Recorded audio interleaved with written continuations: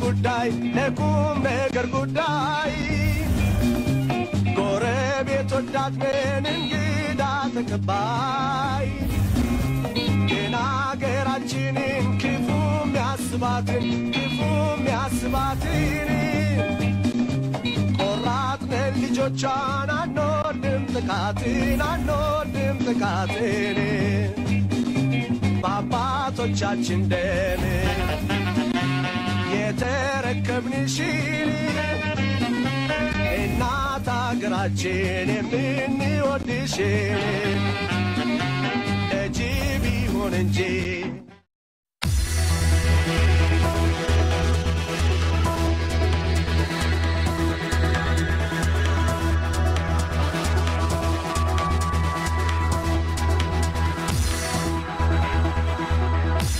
ጤና ይስጥልኝ የተከበራችሁ ተመልካቾቻችን ይህ ከኢትዮጵያ ቴሌቪዥን በቀጥታ ወደ እናንተ የሚደርሰው በወቅታዊ አገራዊ ጉዳይ ላይ የምናደርገው የቀጥታ ስርጭት ውይይታችን ነው። በዛሬው ርዕሰ ጉዳያችንም የአሸባሪው ህወሓት ሀገር የማፍረስ ሴራ በሚል ርዕሰ ጉዳይ ስር በተለይም የሁለቱ አሸባሪ ቡድኖች ማለትም የህወሓትና ሸኔ አብሮነት እንዲሁም የሽብር ሴራቸው ሁለቱ ቡድኖች ትላንት ምን ነበሩ ዛሬስ ምን እየሰሩ ነው የሚሉና ከዚህ ጋር ተያያዥ የሆኑ ጉዳዮች ላይ ውይይት የምናደርግ ይሆናል።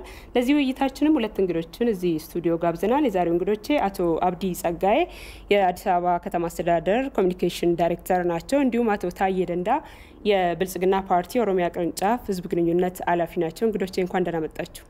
እንኳን ደህና ቆያችሁ። ተመልካቾቻችን እናንተም በያላችሁበት ውይይታችንን በመከታተል ሐሳባችሁን ልታጋሩን ጥያቄም ካላችሁ ልጠይቁ ትችላላችሁ። በስልክ መስመራችን 0115512080 በመደወል ሐሳባችሁን አጋሩን። የእናንተን የስልክ መልእክት በማስተናገድ ሀያት ፈንታው እንዲሁም ውይይቱን በመምራት እኔ ሃይማኖት ገነነ ከመላው ስቱዲዮ ባለሙያዎች ጋር አብረናችሁን ቆያለን። አብራችሁን ቆዩ።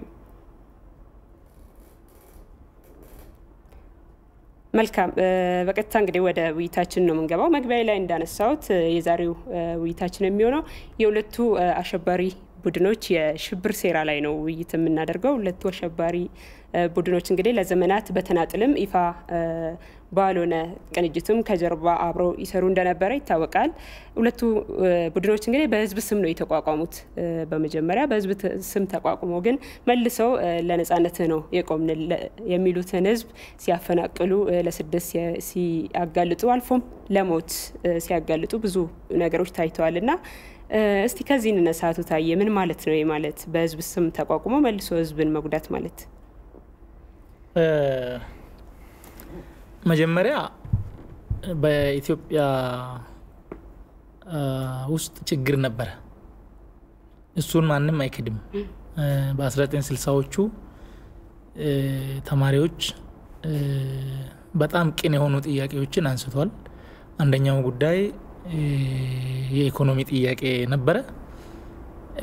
በወቅቱ የነበረው ስርዓት የፊውዳል ስርዓት ነበረ እና ያ ስርዓት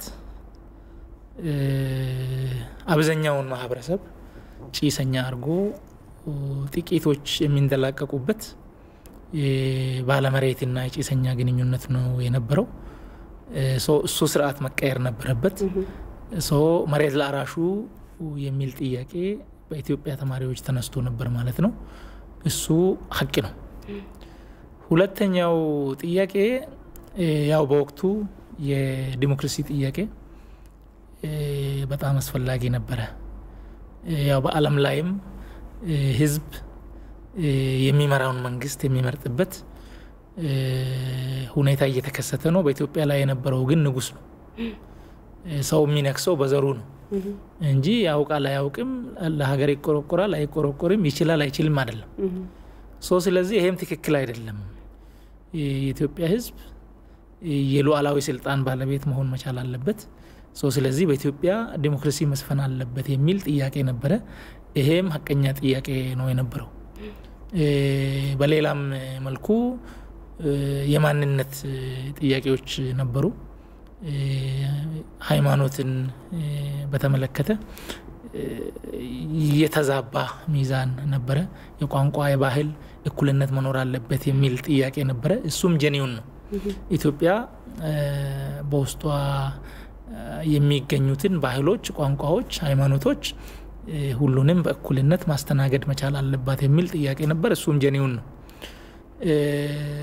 ያንን ተንተርሶ የተነሳው ጥያቄ በጽንፈኞች እና በህዝብ ጥያቄ ነጋዴዎች የተጠለፈ ማለት ነው። አሁን የፊውዳል ስርዓቱ ሲገረሰስ በአብዛኛው በጣም ትክክል ነው የነበረው። መሬት ለአራሹ ሲሰጥ የባለ መሬትና የጭሰኛ ግንኙነት ሲቋረጥ ሲቆም ትክክል ነው የነበረው። ይሄ ሸኔ አሁን በወቅቱ እንግዲህ ኦነግ ነው የነበረው። በሌላ በኩል ደግሞ ይሄ ወያኔ ወደ ጫካ ነው የገቡት በወቅቱ።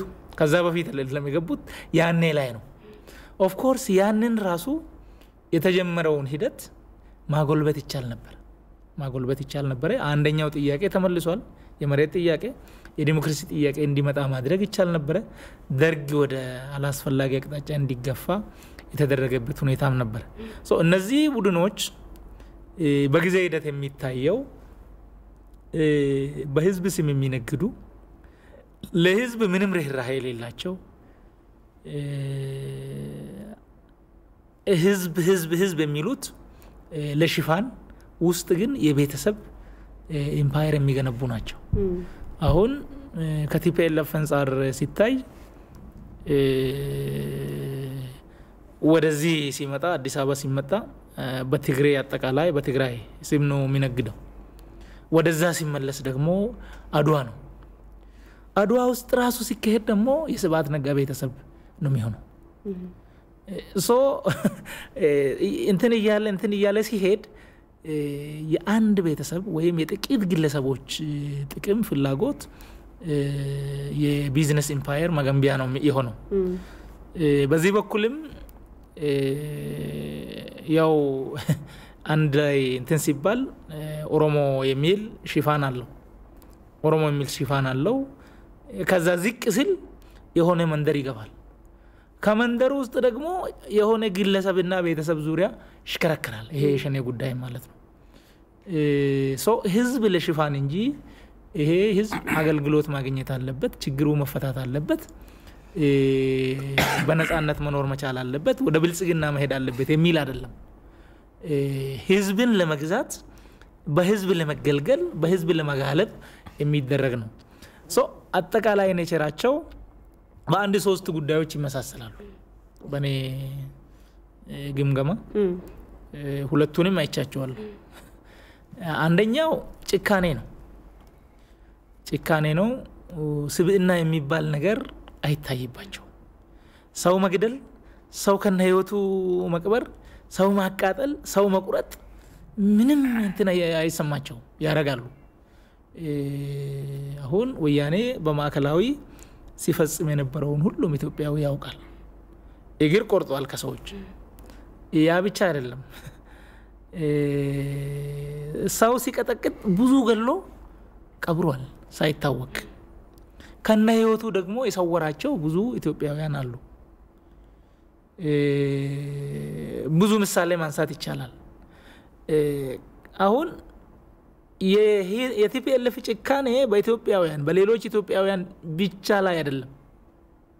በትግራይ ላይ ሲወለድ ጀምሮ ስሙ አይያዝልኝም የሆነ ድርጅት ነበር ከነሱ በፊት አብዲ ካወቀ አላቅም። ያ ድርጅት እንዲጠፋ ፈለጉ። እንታረቃሉት፣ ለእርቅ ጠሩ። አብሮ ዋሉ፣ አብሮ በሉና አብሮ አደሩ። ማታ አንድ ለአንድ ተያያዙ ተባብለው እዛው አረዷቸው፣ ፈጇቸው፣ አጠፏቸው። ኢዲዩ በዛ ልክ ነው የጠፋው። ኢዲዩ የሚባል ድርጅት በዛ ነው የጠፋው። መጀመሪያ አካባቢ የመሬት ለአራሹ ጥያቄ ለአብዛኛው ህዝብ በጣም ተስማሚ ስለነበረ ትግራይ ውስጥም የትግራይ አርሶ አደር ደርግን የመደገፍ አስማሚያ አሳይቶ ነበር። አሁን ያንን ለመቀልበስ በህብረተሰቡ የሚወደዱ የሚታወቁ ቄሶችን፣ ሽማግሌዎችን እና አይነግቡ ወጣቶችን ለሊት የደርግ ልብስ እየለበሱ መተው እየገደሉ ቀን ደግሞ በሆነ እንትን ተገናኝተው ይሄው ደርግ እየገደሏችሁ ነው እያሉ በዛ ደረጃ ሲቀሰቅሱ ነበር መቀስቀሻ ሲያደርጉ ነበር ያ ብቻ አይደለም አሁን ሀውዜን ተብሎ በየአመቱ እንትን የሚባለው እዛ አካባቢ የተፈጠረው ጭፍጨፋ ኦን ተብሎ ከደርግ ደህንነት እንትን ውስጥ ያው ውስጥ ሰርጎ ገብቶ ስለነበረ በዚህ በኩልም የሚያሳስት ፈጥረው እዛ አካባቢ ህብረተሰቡ ነጭ ለብሶ ገበያ እንዲወጣ አድርገው ህወሓት እዛ ላይ እንትን አለው ብለው ሴራ ሰርተው ካሜራ ደቅነው እዛ አካባቢ የሚያልቀውን ህብረተሰብ የሚሞተውን ህፃን የሚሞተውን ሴት ሽማግሌ ያንን ቀርጸው ለዓለም በማሳየት ፖለቲካ ለመስራት ቀደም ብሎ ተዘጋጅተው አቅደው አስፈጁ አስገደሉ እንደገና ደግሞ በሞቱ ደግሞ ነገዱ ማለት ነው ጭካኔ እንደዚያ ነው አሁን ሸኔጋ ቢትመጪም አሁን የራሱ አባላት አሁን ሶሎሎ የሚባል አካባቢ ያለ ለረጅም ጊዜ የቆዩበት የራሱ አባላት ሐሳብ ያለው ሰው የምንሄድበት መንገድ አዋጭ አይደለም ይሄን ነገር እንከልሰው የሚል ሰው ካለ ይሄ ወያኔ ነው ተብሎ እዛ 8 ቁጥር የሚባል እስር አለ ይታሰራል መታሰር ብቻ አይደለም እንጨት ተሰብስቦበት ይቃጠላል ሌላው ያየ ማለት ነው አንዳንዱ እየተሰቀለ እዛው እንትን ይላል እና የሚገርምና በጣም አሰቃቂ የሆነ ነገር ይፈጽማል በራሱ አባላት ላይ ይፈጽማል ወንጀል ስለሰሩ አይደለም ሁለቱ ይመሳሰላል ወያኔ ተብለው ነው የራሱን አባላት ወያኔ ነው ምክንያቱም የነሱን እንትን ካልደገፈ ትክክል አይደለም ብሎ ካሰበ ትክክል አይደለም እንኳን አይደለም ትግላችን ልክ ሆኖ ግን ያካሄድ የፖሊሲ የስትራቴጂ ያካሄድ ምንድነው እንዴት እንቀይር ሲባል ያን ነው የሚያደርገው መልካም እንመለስበታለን የኛውን ነጥብ ወደ አቶ አብዲ ልምጣና ይሄንን የክህደት ባህሪ እንዴት ነው የሚያዩት በተለይም ለህዝብ ነው የተቋቋምኩት ነው ሚሉት ሁለቱም አሸባሪ ቡድኖችና መልሶ የተቋቋሙለትን ተቋቋምነለት የሚሉትን ህዝብ ነው እየጎዱ ያሉትና ምን ማለት ነው ለዛ ህዝብ ባለመቋቋማቸውስ ማሳያዎች ምንድናቸው እሺ አመሰግናለሁ እንግዲህ አሁን እንደተነሳው የተግባር ስሚላ መመሳሰላቸው የተግባር አንድነታቸው እንዳለው ነው እነዚህ ሁለት ቡድኖች ከመሰረቱ አንድ አይነት ባህሪ ያላቸውና ግባቸውን ተመሳሳይ ሆነ ታቆደ ድርጅቶች ናቸው እነዚህ ሁለት ድርጅቶች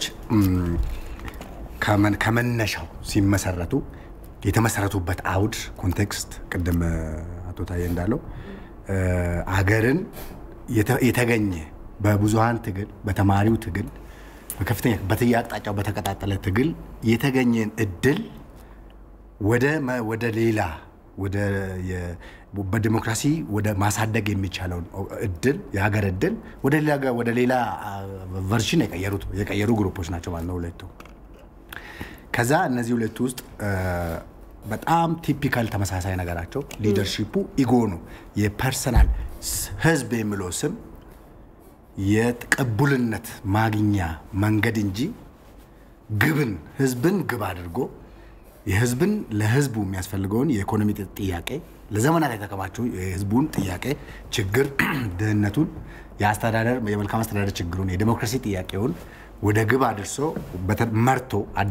መርቶ ያንን ለአገር ግንባታ መጠቀም ሳይሆን የራሳቸውን ኢጎ እዛ ጋር የተሰበሰበ ቡድን የራሱን ኢጎ ግብ የሚያደርስበትን አላማ ስትራቴጂ የሚከተል የነበረ ነው ማለት ነው ይሄ ስትራቴጂ ይሄ የግለሰብ ኢጎ ሄዶ መጨረሻ ላይ ለደረስንበት አዳርጎናል ማለት ነው ከመሰረቱ አገር ማፍረስ አላማቸው ነው ከመሰረቱ ዘመናቸውን በሙሉ ለምሳሌ ህወሓትን ወስደሽ ብታይ ዘመኑን በሙሉ መተው ከደርግ ስርዓት ወዲህ ስልጣን በኢትዮጵያ ሀብት ላይ የመወሰን ስልጣንን በኢትዮጵያ ህዝብ ላይ የመወሰን ስልጣንን የሰው ኃይሉ ላይ የኢትዮጵያ የሰው ኃይል ላይ በኢትዮጵያ ሀብት ላይ የመወሰን ስልጣኑን የፖለቲካ ስልጣኑን እጃቸው ውስጥ ካስገቡ በኋላ ምንድነው ሲያደርጉ የነበረው ሙሉ በሙሉ ኢትዮጵያን ማፍረስ ነበር የሚሰሩት በኢትዮጵያ ህዝብ ስም በትግራይ ህዝብ ስም ስልጣን ላይ የነበሩ ቢሆንም ይሄ ስልጣን የህዝብ አገልጋይነት ህዝብን ለማገልገል ከታች ጠየቅነ ብሎ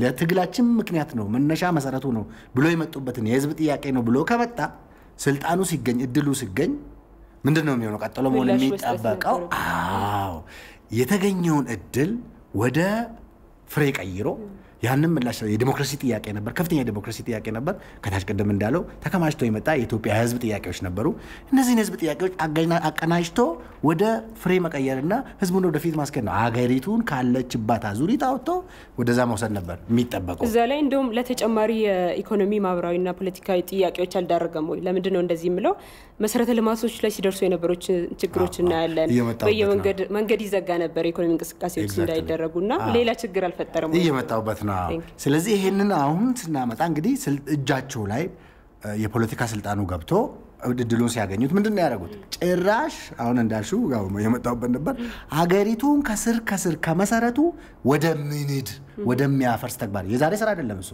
ዛሬ የሚያደርጉት ነገር አለ ዛሬ የሚያደርጉት ነገርማ ተገፍቶ ማለት የኢትዮጵያ ህዝብ ትግል ከዛ አውጥቷቸው የመጨረሻ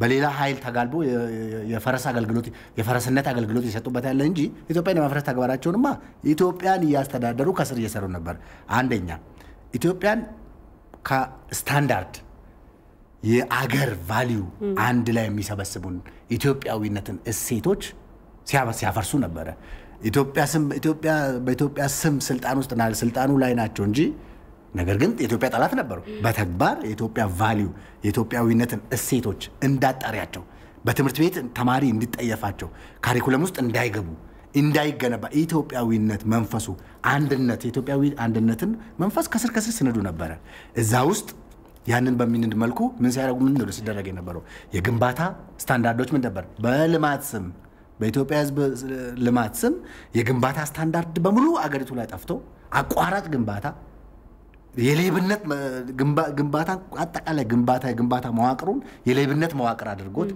የዝርፊያ መካኒዝም አድርጎት እቅድ የሚወጣ ለመዝረፍ እንጂ ለመገንባት አይደለም መገንባቱማ ኢትዮጵያን ህዝብ የምናታለልበት ከኢትዮጵያ ህዝብ የሚታለልበት ይታው ነው ካላ ያለው ቅቡ ስሙ እንጂ ግንባታ ፕላን ሲወጣ የሚታቀድለት ቢሊየን ብር ግን ለዘረፋ ነው የትምህርት ስርዓቱን እንሰደው የትምህርት ስርዓቱን ትውልድን ከታች ጀምሮ በኮምፒቲሽን ላይ እንዳይመሰረት በብቃት ላይ እንዳይመሰረት በአቋራጭ አስተሳሰብ ላይ እንዲመሰረት አድርጎ የአገሪቱን የትምህርት ስርዓት ከስሩ የናዱ ነበር ትምህርት ስለሆነ ሀገርን የሚገነባው ዕውቀት ስለሆነ ሀገርን የሚገነባው ኢትዮጵያዊነት ሄዶ መጨረሻ በዛ ውስጥ ማዋቀፍ ስለሚመጣ ያንን የናዱ ነው የነበረው በጤናው ዘርፍ ብታስቢ በፍትህ ዘርፍ ብታስቢ የዳኝነት ስርዓቱን በምን ደረጃ ሲያፈርሱ ስንዱት እንደነበረ ገለልተኝነቱን ፍትህ ሰጪነቱን ስንዱን ነበር ማለት ነው ስለዚህ ሲደመር ይሄ ቡድን ከጽንሰ ሐሳቡ ጀምሮ ከመሰረቱ ጽንሰ ሐሳቡ ከመሰረተበት ጽንሰ ሐሳብ ጀምሮ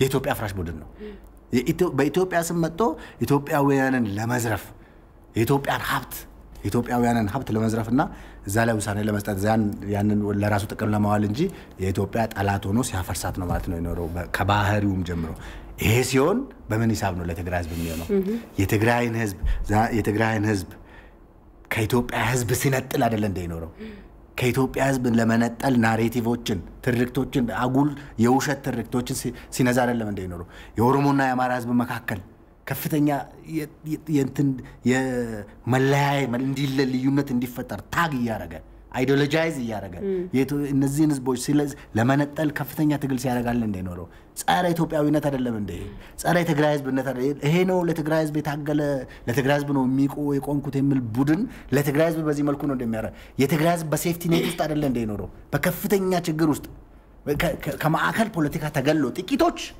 በድርጅቱ ስም የተሰበሰቡ ጥቂቶች በሱ ስም እየነገዱ የሱን ስም እያጠለሹ ከኢትዮጵያ ህዝብ ለመነጠል እየታገሉት አይደለም እንደይኖሩት ዛሬስ ያደረጉት ያለው ምንድነው ፕሪቲ ክሊር ነው ማለት ነው ይሄ ቡድን ከመሰረቱ ጻራ የትግራይ ህዝብ ነው ጻራ ኢትዮጵያ ነው የሸኔም ስቶሪ ደሴም ነው ምንም እነዚህ ሁለቱ ባፈጣጠራቸው በግባቸው በግብራቸው በባህሪያቸው አንድ አይነት ስለሆኑ ሸኔ በየትኛውም የኢትዮጵያ ታሪክ በትግል ታሪኩ የኦሮሞን ህዝብ ያን የሚያክል ትልቅ ህዝብ ማለት ፊሎሶፊውን የኦሮሞን ህዝብ ፊሎሶፊ እኔ ብዙ ጊዜ ፊሎሶፊውን የገዳ ፊሎሶፊውን የሰፉ ፊሎሶፊውን ስታስቢ ያ ትልቅ ህዝብ ፍጹም ተቃራኒ የሆነ ባህሪ ከዛ ህዝብ የዕለት ተዕለት ህይወት ከዛ ህዝብ ማህበራዊ ስሪት ውጪ የሆነ ፍጹም ተቃራኒ የሆነ አረመኔያዊ የሆነ ተግባር ሲፈጽም የኖረ ህዝቡ ላይ ጨምሮ ሸኔ አይደለም እንዴ?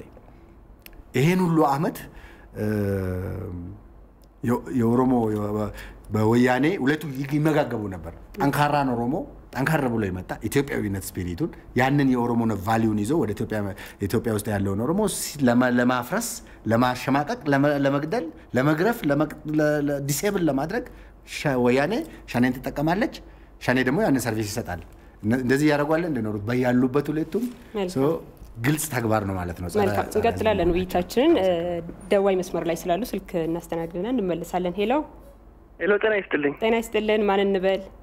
ምናሴ ይባላል። ምናሴ አበበ ከደብረ ብርሃን። መልካም ይቀጥሉ። እሺ አንዳንድ ማለት አሁን ሐሳብም ከእንደገናም ጥያቄ ማዘል ነገር ነው። እነ ታየን መስመር ላይ ስላዩዋቸው በዚሁ ላይ ቢያብራሩልኝ የሚላቸው ነገሮች ካሉ እኔ የምጠይቀው ጥያቄ መጀመሪያ ማብራሪያ ምንድነው? እነኛውን ለምሳሌ ህወሓትን ማን ነው ህወሓት ወይንም ቲፒኤልኤፍ የምንለው አለ በለዛም ደግሞ ኦነግ የምንላቸው እነኛ አሸባሪ ቡድኖች ምን ማለት አሁን ህዝቡን ስንመለከት አንዳንድ ያልተዋጠላቸው ህዝቦች ይኖራሉ። ይሄን ጦርነት በመደረጉ ወይንም ይሄ ጦርነት በመደረጉ እንዴት ከወንድም ህዝብ ጋር ጦርነት እየተደረገ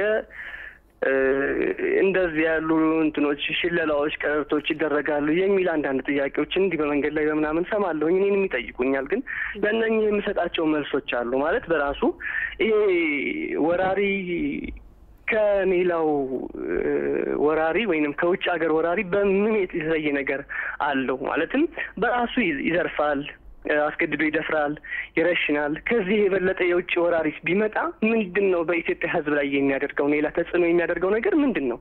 ያላደረገው ነገር ምንድነው? ይሄ እንኳን አይደል ዛሬ እሺ በጦርነቱ ይሄን ያደረገ ነው። ከጦርነቱ በፊትም እኮ ስንመለከት በኢትዮጵያ ማለትም ኢትዮጵያ በአንድነቷ ላይ ማለትም በፍቅሯ በባህሏ ላይ በመልካም በመላቸው በሃይማኖቷ ላይ በዘር ከፋፍሎ የሚሰራቸው ስራዎች ራሱ እጅግ በጣም አጸያፊ ነበሩ። ስለዚህ ይሄንን ለመዋጋት ምንድነው ማለትም ወደ ኋላ የሚያደርግ ማለት እንደዚህ ያሉ ነገሮች ወይንም የህዝብን አንድነት ሊያመጡ የሚችሉ ነገሮች ምንድናቸው? ከዚህ በላይ በኢትዮጵያ ህዝብ ላይ ምን ይደረጋል በቃ የሚለው ነገር በውስጤ ያለ ሐሳብ ነውና አሁን ህወሓትም ከእንደገናም ደግሞ ኦነግም ያደረጋቸው ወይንም እያደረጓቸው ያሉት ተመሳሳይ ለሀሳቦትን ለማስተካከል ያክል ኦነግ ሸኔ ነው አሸባሪ ተብሎ የተፈረጀው። ሸኔ ነው። እሺ ይቅርታ ሸኔ ያላደረጉት ነገር የለም። እና አሁን ደግሞ አቶ ታዬ ቅድም ሲያወሩ ሰምቻቸዋለሁ።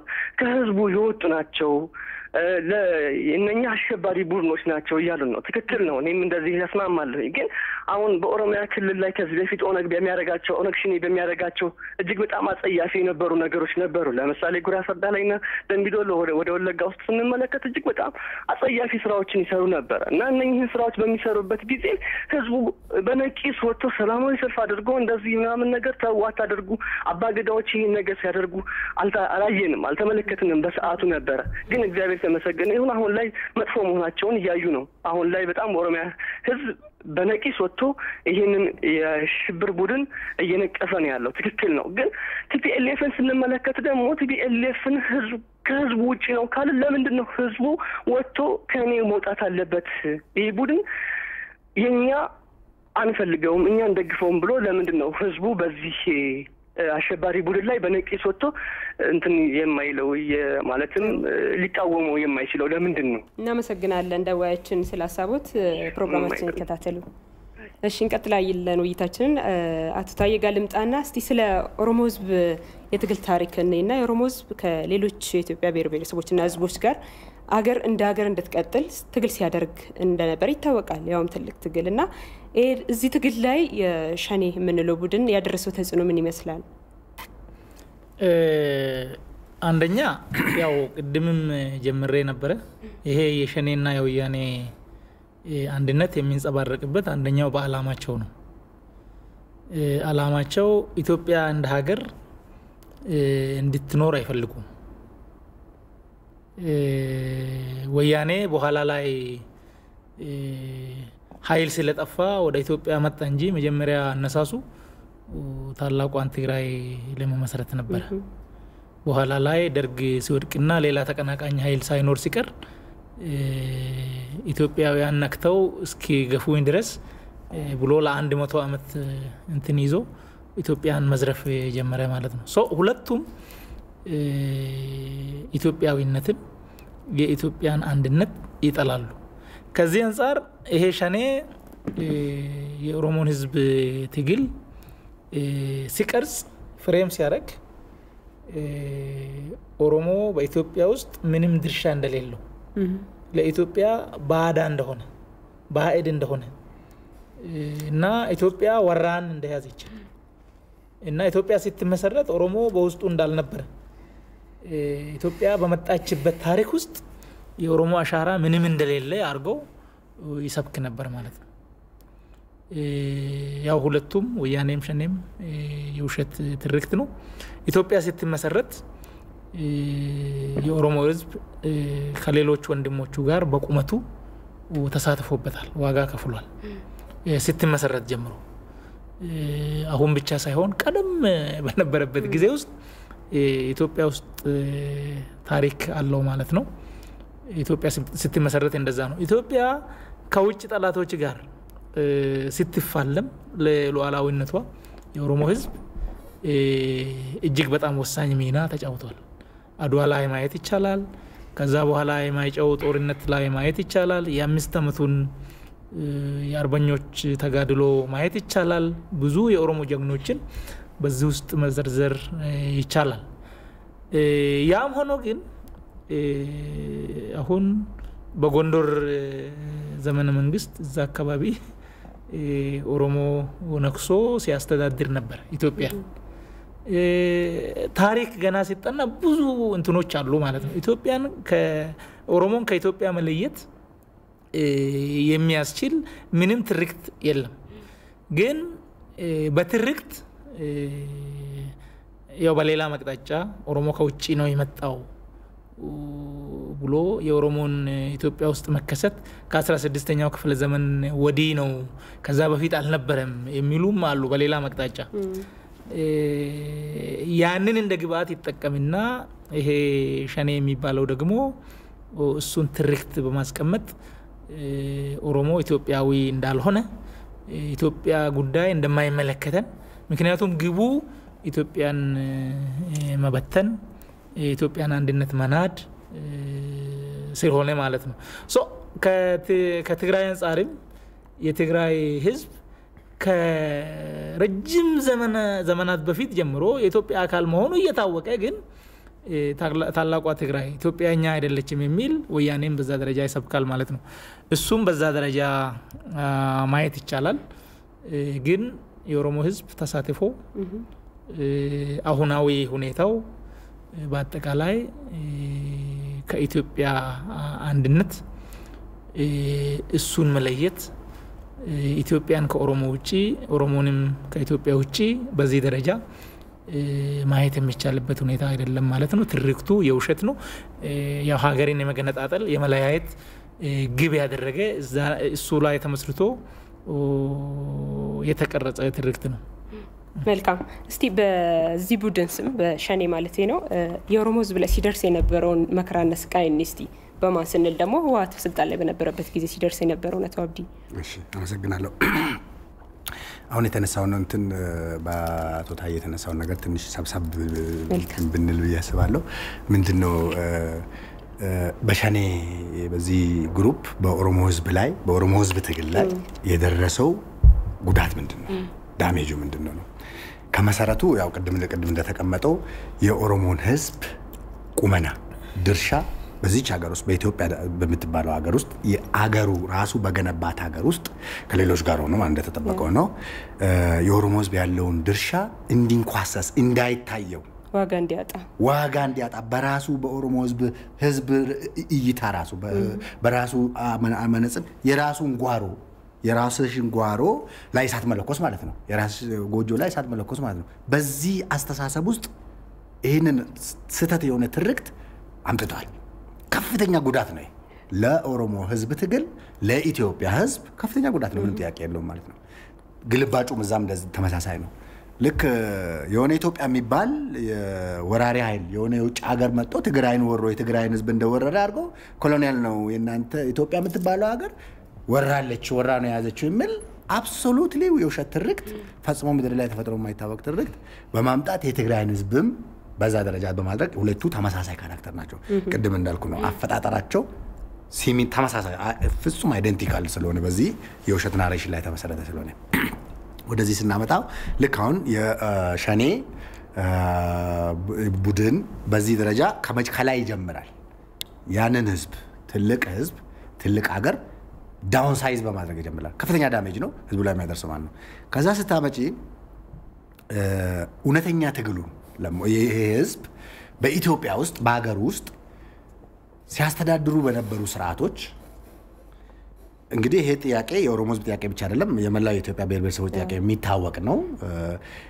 ያንን የፍትህ ጥያቄን የዲሞክራሲ ጥያቄን የኢኮኖሚ ጥያቄን መሰረት አድርጎ አገሩን ለማስተካከል አገሩ ላይ ያለው አስተዳደር ስርዓት እነዚህ ነገሮች አላሟላምና እንደ ህዝብ ተጎርተናል ሌሎቹም በያሉበት ተጎርተዋል ተብሎ አገሩን ወደ ልክ ሌሎችም ሀገሮች እንደነ አሜሪካ እንደነ ኢታሊ እንደነ ጀርመኒ በሁሉም ሌሎችም ሀገሮች ላይ ህዝቦች እንዳደረጉት አይነት ትግል አገሩን ወደ ለልማት በሚመች ለዲሞክራሲ በሚመች የጋራ እኩልነት ባለበት እኩል ፍትህ የሚሰጥበት ሀገር ለማድረግ የሚደረግ የነበረውን ትግል ለዚህ ትግል የወጣውን የኦሮሞ ወጣት ብዙ አመት ህይወቱን መስዋዕት ያደረገን የኦሮሞ ወጣት የኦሮሞ ቤተሰብ በተለያየ መልኩ ስለሚጎዳው አባት ወደ ትግል ከተቀላቀለ ልጁን የቤተሰቡን መስዋዕት አድርጎ ነው ማለት ነው የሚቀላቀለው ልጁን ስልክ ልጁ ላይ አቋም ወስዶ ነው ማለት ነው ይሄን የሚያደርገው ያንን ትግል ያን የህዝብ ትግል ፍሬ አልባ ያደረገ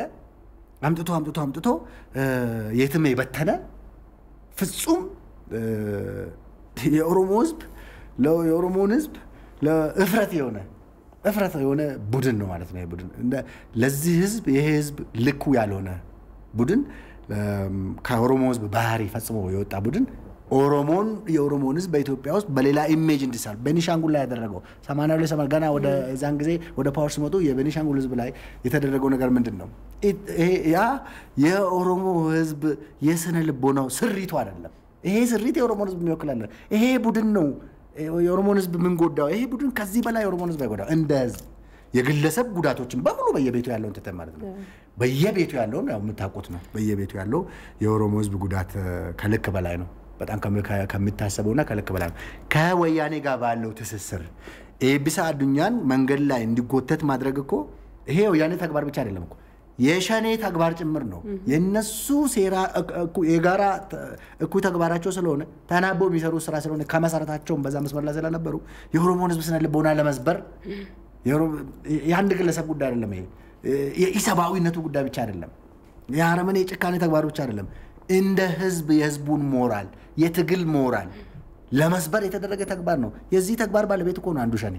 የዚህ ተግባር ተባባሪ ቁጭ ብሎ አብሮ ከሚያቀዱ ሰዎች ውስጥ ካቀዱ ሰዎች ውስጥ የነሱ ምግባር ያለበት እኮ ነው እንደ ቡድን ማለት ነው። እዛ ጋር ያሉትን በኦነግ ስም ለኦሮሞ ህዝብ ጄኒዩንሊ ሲታገሉ የነበሩ የዚህ አካል ያልሆኑ በኋላ ላይ ያው ራሱን ያወጣ እንደሄደው ተነጥሎ የወጡ ቡድኖች እንዳሉ የነሱ የትግል ጄኒዩኒቲ እንደተከበረው ነው ማለት ነው።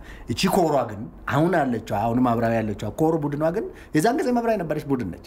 የዛን ጊዜ ይሄን ጥፋት ይሄን ሴራ አብራ የምታቀር ቡድን ነች። የኦሮሞ ህዝብ ላይ ሂስቶሪካል ከግለሰቦች በዘለለ በየቤቱ የምናየው ግድያዎችን ይሄ ከኦሮሞ ልክ ውጪ የሆነው ከሰብዕና ውጪ የሆነውን የግለሰቦች ጥላ የሚደርሰውን እያንዳንዱን ድርጊት ትተን እንደ ህዝብ ግን ስናስበው ቆምኩልህ ለምለው ህዝብ ታገልልሃለሁ ለምለው ህዝብ የሚለውን ህዝብ በጣም በብዙ ማይል ወደ ኋላ የመለሰ ስርዓቱን ህዝባዊ ስርዓቱን መሰረቱን በሌሎች በመጥፎ መንገድ እንድሳል ሮንግሊ ኢማጂን እንደደረገ ያደረገ ቡድን ነው። አቶ አብዲ እንመልሳለን። ሀሳቦትን ስላቋረጥኩት ይቅርታ። ደዋይ መስመር ላይ ስላሉ ነው። ሄሎ ጤና ይስጥልን ደዋያችን። ሄሎ ጤና ይስጥልን። ማን እንበል? ከየት ነው? ህይወት ከአዲስ አበባ። መልካም መቀጠል ትችላለሽ። ኦኬ እሺ። አሁን እየተወያዩ ያሉበትን አጀንዳ እየሰማሁት ነው፣ ግን እያየሁትም የሰማሁት ነው። ትንሽ ወደ ኋላ ትንሽ ራሴ ከደረስኩበት አኳያ ትንሽ አስተያየት ፈልጌ ነው። ድምጾትን ትንሽ ህይወት ድምጽ ትንሽ አስተካክሉልን ድምጽ አይሰማም እሺ አሁን ይሰማል እሺ ይቀጥሉ እሺ እና እኔ ወደ ኮረም አለማጣ አካባቢ በደረሱበት ሰዓት በልጅነቴ ወደ ትግሩ ላይ ለመግባት እንትን ብዬ ነበርና በስልጠና ነበርኩኝ ሰሜኑ አካባቢ ማለት ነው ገና አዲስ አበባ ሳይቆጣጠሩ ማለት ነው ህወሓቶች በዛ ሰዓት የአማራና የኦሮሞ ታጋዮች ነበሩ በኢህድንና በኦነግ ሲያሚ ማለት ነው ኦሮሞ ነጻ አውጪና ኢህድን ተብሎ በዛ ሰዓት እኔ ልጅ ብሆንም ማለት የፖለቲካ ሂደቱን ተጠንቅቄ እንትን መረምር ነበርና የኦሮሞና የአማራ ነጻ አውጪዎች የተባሉትን ታጋዮች ጋር ለመጠቀሚያነት አጀንዳ መቅረጫ ነው እንጂ በዛ ሰዓት ትግሉ ራሱ ዲሞክራሲያዊ እንዳልነበረ ንብረት ዘረፋ እንደነበረበት በደረሱበት ሁሉ ንብረት እየተጫነ ወደ ትግራይ እንደሚሄድ ህብረተሰቡም ያይ ነበረ የተወሰነ ለማስጣል ተችሎ ነበረ ግን የደርግ ሰራዊት እየለቀቀ ወደ ከተማ ወደ አዲስ አበባ እየመጣበት ወደ ጎንደር እየመጣበት ባለበት ሰዓት ላይ በእጅ መሳሪያ እንደማይቻል ሲያቀብረው ሰው ከአቅሙ በላይ ስለሆነ አቆመውና እኔ በልጅነት አይምሮዬ እንኳን ራሱ ትግሉን ለመቀላቀል ሞክሬ ያንን ፍትሃዊ ያልሆነ ነጻ ማውጣት ስላየሁት መጨረሻ ላይ ከዛ ወጣሁኝ ከጉናው ጦርነት አካባቢ ላይ ሲደርስ ራሴን አገለልኩኝና እውነት ነጻ ለማውጣት አልነበረም ሲጀመር ትግሉም ማንም ያውቀዋል ግን ብዙ የኦሮሞ ወጣቶችን ብዙ የአማራ ወጣቶችን ተጠቅሞ ተዋግቶ አገድሎ ፍትሃዊ ያልሆነ የተገለለ የፖለቲካ አጀንዳ ይዞ አዲስ አበባ እንደመጣ ይታወቅ ነበር ከዛ በኋላ ግን ያው በኃይልና በጉልበት ለ30 ዓመት በመግዛት ጊዜ ሲደርስ ጥዋው ሲሞላ ወደ ነበረበት ቦታ ተመልሷልና ፍትሃዊ ስላልሆነ አሁንም የዛን አቅጣጫ ለማምጣት ነው ሸኔን የሚጠቀምበት እንጂ አሁንም ቢሆን የኦሮሞ ወጣት ሊያውቀው የሚገባው ወደፊትም ወያኔ ሲነሳን ትክክለኛና ፍትሃዊ ነጻ ማውጣት አጀንዳም አልነበረውም አሁንም ቢሆን ያንን አጀንዳ የሚያስፈጽመውና አመራሮች ሊያሳውቁት የሚገባው ይህንን ጉዳይ ስለሆነ ለወጣቱ አጥብቀው አሁን የሚወያዩትን አመራሮችን በየክልሉ ያሉ አመራሮችን ወጣቶችን የትክክለኛ የሆነ የንቃተ ህሊና በቃ ከዚህ የበለጠ ለማገር ተመሳሳል በላይ ስለዚህ ፍትሃዊ የሆነ ትክክለኛ የህብረተሰቡን የብሔርን ከብሔርን ማበጣበጥ መገነጣጠል አገር መበተን የሆነ አጀንዳ ስሪቱ ስለሆነ የወያኔ ይህንን አሁን አጥብቀው ሊሰሩበት ይገባል ልፈልጌ ነው መልካም በጣም እናመሰግናለን ደዋያችን ስላሳቦት ጥሩ ውይይታችን ይቀጥላል እንግዲህ ዛሬው ውይይታችን የአሸባሪው አገር የማፍረስ ሴራ ላይ ነው ውይይት እያደረግን ያለነው ተመልካቾቻችን በስልክ መስመራችን 0115512080 በመደወል አሁንም ሐሳባችሁን አጋሩን ጥያቄም ካላችሁ ማቅረብ ትችላላችሁ መልክቶችን ተከታትለን እንመልሳለን ኩዳኒ ፊላማ ቡሌ አቺ ጋለ አና ኤክራ ጎዶና ጋላክቼ ሃዳ ምንሻአቲ 12 ቀን አደረ ይገባው እኔ ሚሊሻ እናት ነኝ ሚሊሻው እኛን እየፈለገ ነው አሉ መሬት ላይ ጥለው የማይሆን ነገር አደረጉኝ የሰው ልጅ ላይ መደረግ የሌለበት አስነዋሪ ነገር ሲያደርጉኝ አድረው 12 ቀን ቆይተው ጧት ለቀቁኝ ከዛ ከገባው በኋላ ጎረቤቶቼና የአካባቢው ሚሊሻዎች መተው አይተውኝ ሄዱ እነሱ መተው ባዩኝ ሰዓት ባጥንቴ ብቻ ቀርቼ ነበር የሞት አፋፍ የነበርኩትን ሰው ነው ፈጣሪ ዛሬ ያደረሰኝ 13 ሰዎች ወደ ራሳቸው ወስደው ነበር አሁን ያገባውት ባሌን 42 ሰዓት ላይ ወሰዱት እኔ ቢሮ ነበርኩኝ እሱን አድርሰው ከዛ ወረዳ ወስደው አሰሩት እኔንም 11 ሰዓት ላይ ቁርጥ አጽፈት ቤት መተው ከቢሮ ወሰዱኝ እሱን ወስደው እጁን ወደ ኋላ አስረው ሌሎችንም 12 ሰዎች ጨምረው ሲያንገላቷቸው ዋሉ በሲባጎ አንጠልጥለው አስራቸው ከፍተኛ በደል ሲፈጽሙባቸው ነበር እኔንም እየደበደቡኝ በሞተር ይዘውኝ ሄዱ እዛ ስደርስ በፍርድ ቤት የተለያየ ነው የቀድሞ ባሌን አመጡት እሱ ነው 8000 ብር ከፍሏቸው ያስያዘን ለገንዘብ ስትይ ነው የፈታሹ በማለት ነገሩን ወደ ጎሳ ግጭት ለማዘሩ ሞከሩ ያሁኑ ባሌ እዛ ሲያይኝ ልጅ ወልዳልኛለች አሁንም እርጉዝ ነሽ ብሎ ሲለምናቸው ጽንሱን ለማስወረድ በላይ ላይ መጨፈር ጀመሩ ወድጄ ያገባውት ባሌን አስረው በህሰት ነው ያገባዋት ብለው 13 ወንዶች መሃል አሳድረው በባሌ ፊት ደፈሩኝ የ3 ወር ጽንሴንም ማስወረዱኝ መልካም እንግዲህ መልክቶችን ተከታትለን ተመልሰናል መልክታችንም እንግዲህ እንደተከታተላችሁት በእነዚህ አሸባሪ ቡድኖች ምን አይነት ጥቃት ህዝብ ላይ ሲደርስ እንደነበረ የሚያሳይ አንዱ ማሳያ ነውና አቶ አብዲ ወደ አቋርጥኮት ሐሳብ እንመለስ የኦሮሞ ህዝብ ትግል ላይ ምን አይነት ተጽዕኖ ሲደርስ እንደነበረ በዚህ ቡድን ነው ሲያነሱ የነበሩት እሺ አመሰግናለሁ እንግዲህ ያው ቀደም እንዳልነው እንደ ህዝብ የደረሰበትን ህዝቡ ላይ ያደረሰውን ይሄ ቡድን ህዝቡ ላይ ያደረሰውን አንስተናል እንደ ትግል ደግሞ በኦሮሞ ህዝብ ትግል ላይ ቀደም ተመሳሳይ ባህሪ ነው ያላቸው በግልጽ ተወራራሽ ባህሪ ነው ያላቸው ተመሳሳይ ካፈጣጣላቸውም ቀደም እንዳልነው ነውና ሌላ ይሄ ቡድን በኦሮሞ ህዝብ ስም ቁጭ ብሎ በፈጠረው የውሸት ትርክት የኦሮሞን ህዝብ የኢትዮጵያዊነት መሰረቱን ሲያደናግር እንደኖረ ከሌላውም ከውስጥ ከህዝቡ እይታ አንፃር ከሌላውም እይታ አንፃር ከመኖሩን በዘለለ የትግሉ የተሸናፊነት ትግል አድርጎበት ለረጅም ጊዜ ምናቆዶ ስለሆነ ማለት ነው ያንን አድርጎ አማራጭ እንዳይኖር የአማራጭ የትግል አቅጣጫ እንዳይኖር በኦሮሞ ህዝብ ስም ተገቢ ጥያቄ የሚያነሱ ትልልቅ የኦሮሞ ምሁራንን ሲያሸማቅቅ በተገኘው አጋጣሚ ብቸኛ የህዝቡ የራሱ የትግል መስመር የተኮላሽ የትግል መስመር ሆኖ የላሹ ኦሬዲ በውሸት ትርክት ላይ የተመሰረተ የትግል መስመር ሆኖ ፈጽሞ ወደ ሜንስትሪም ፖለቲካው ሊመጣ የማይችል አፍራሽ የሆነ የትግል መስመር ሆኖ ነገር ግን ሌላ የትግል መስመር በኦሮሞ ህዝብ የትግል ታሪክ ውስጥ እንዳይፈጠር ያንን በከፍተኛ ደረጃ በተለያየ መንገዶች ሲያኮላሽ የኖረ ቡድን ነው ስለዚህ በአጠቃላይ ይሄ ቡድን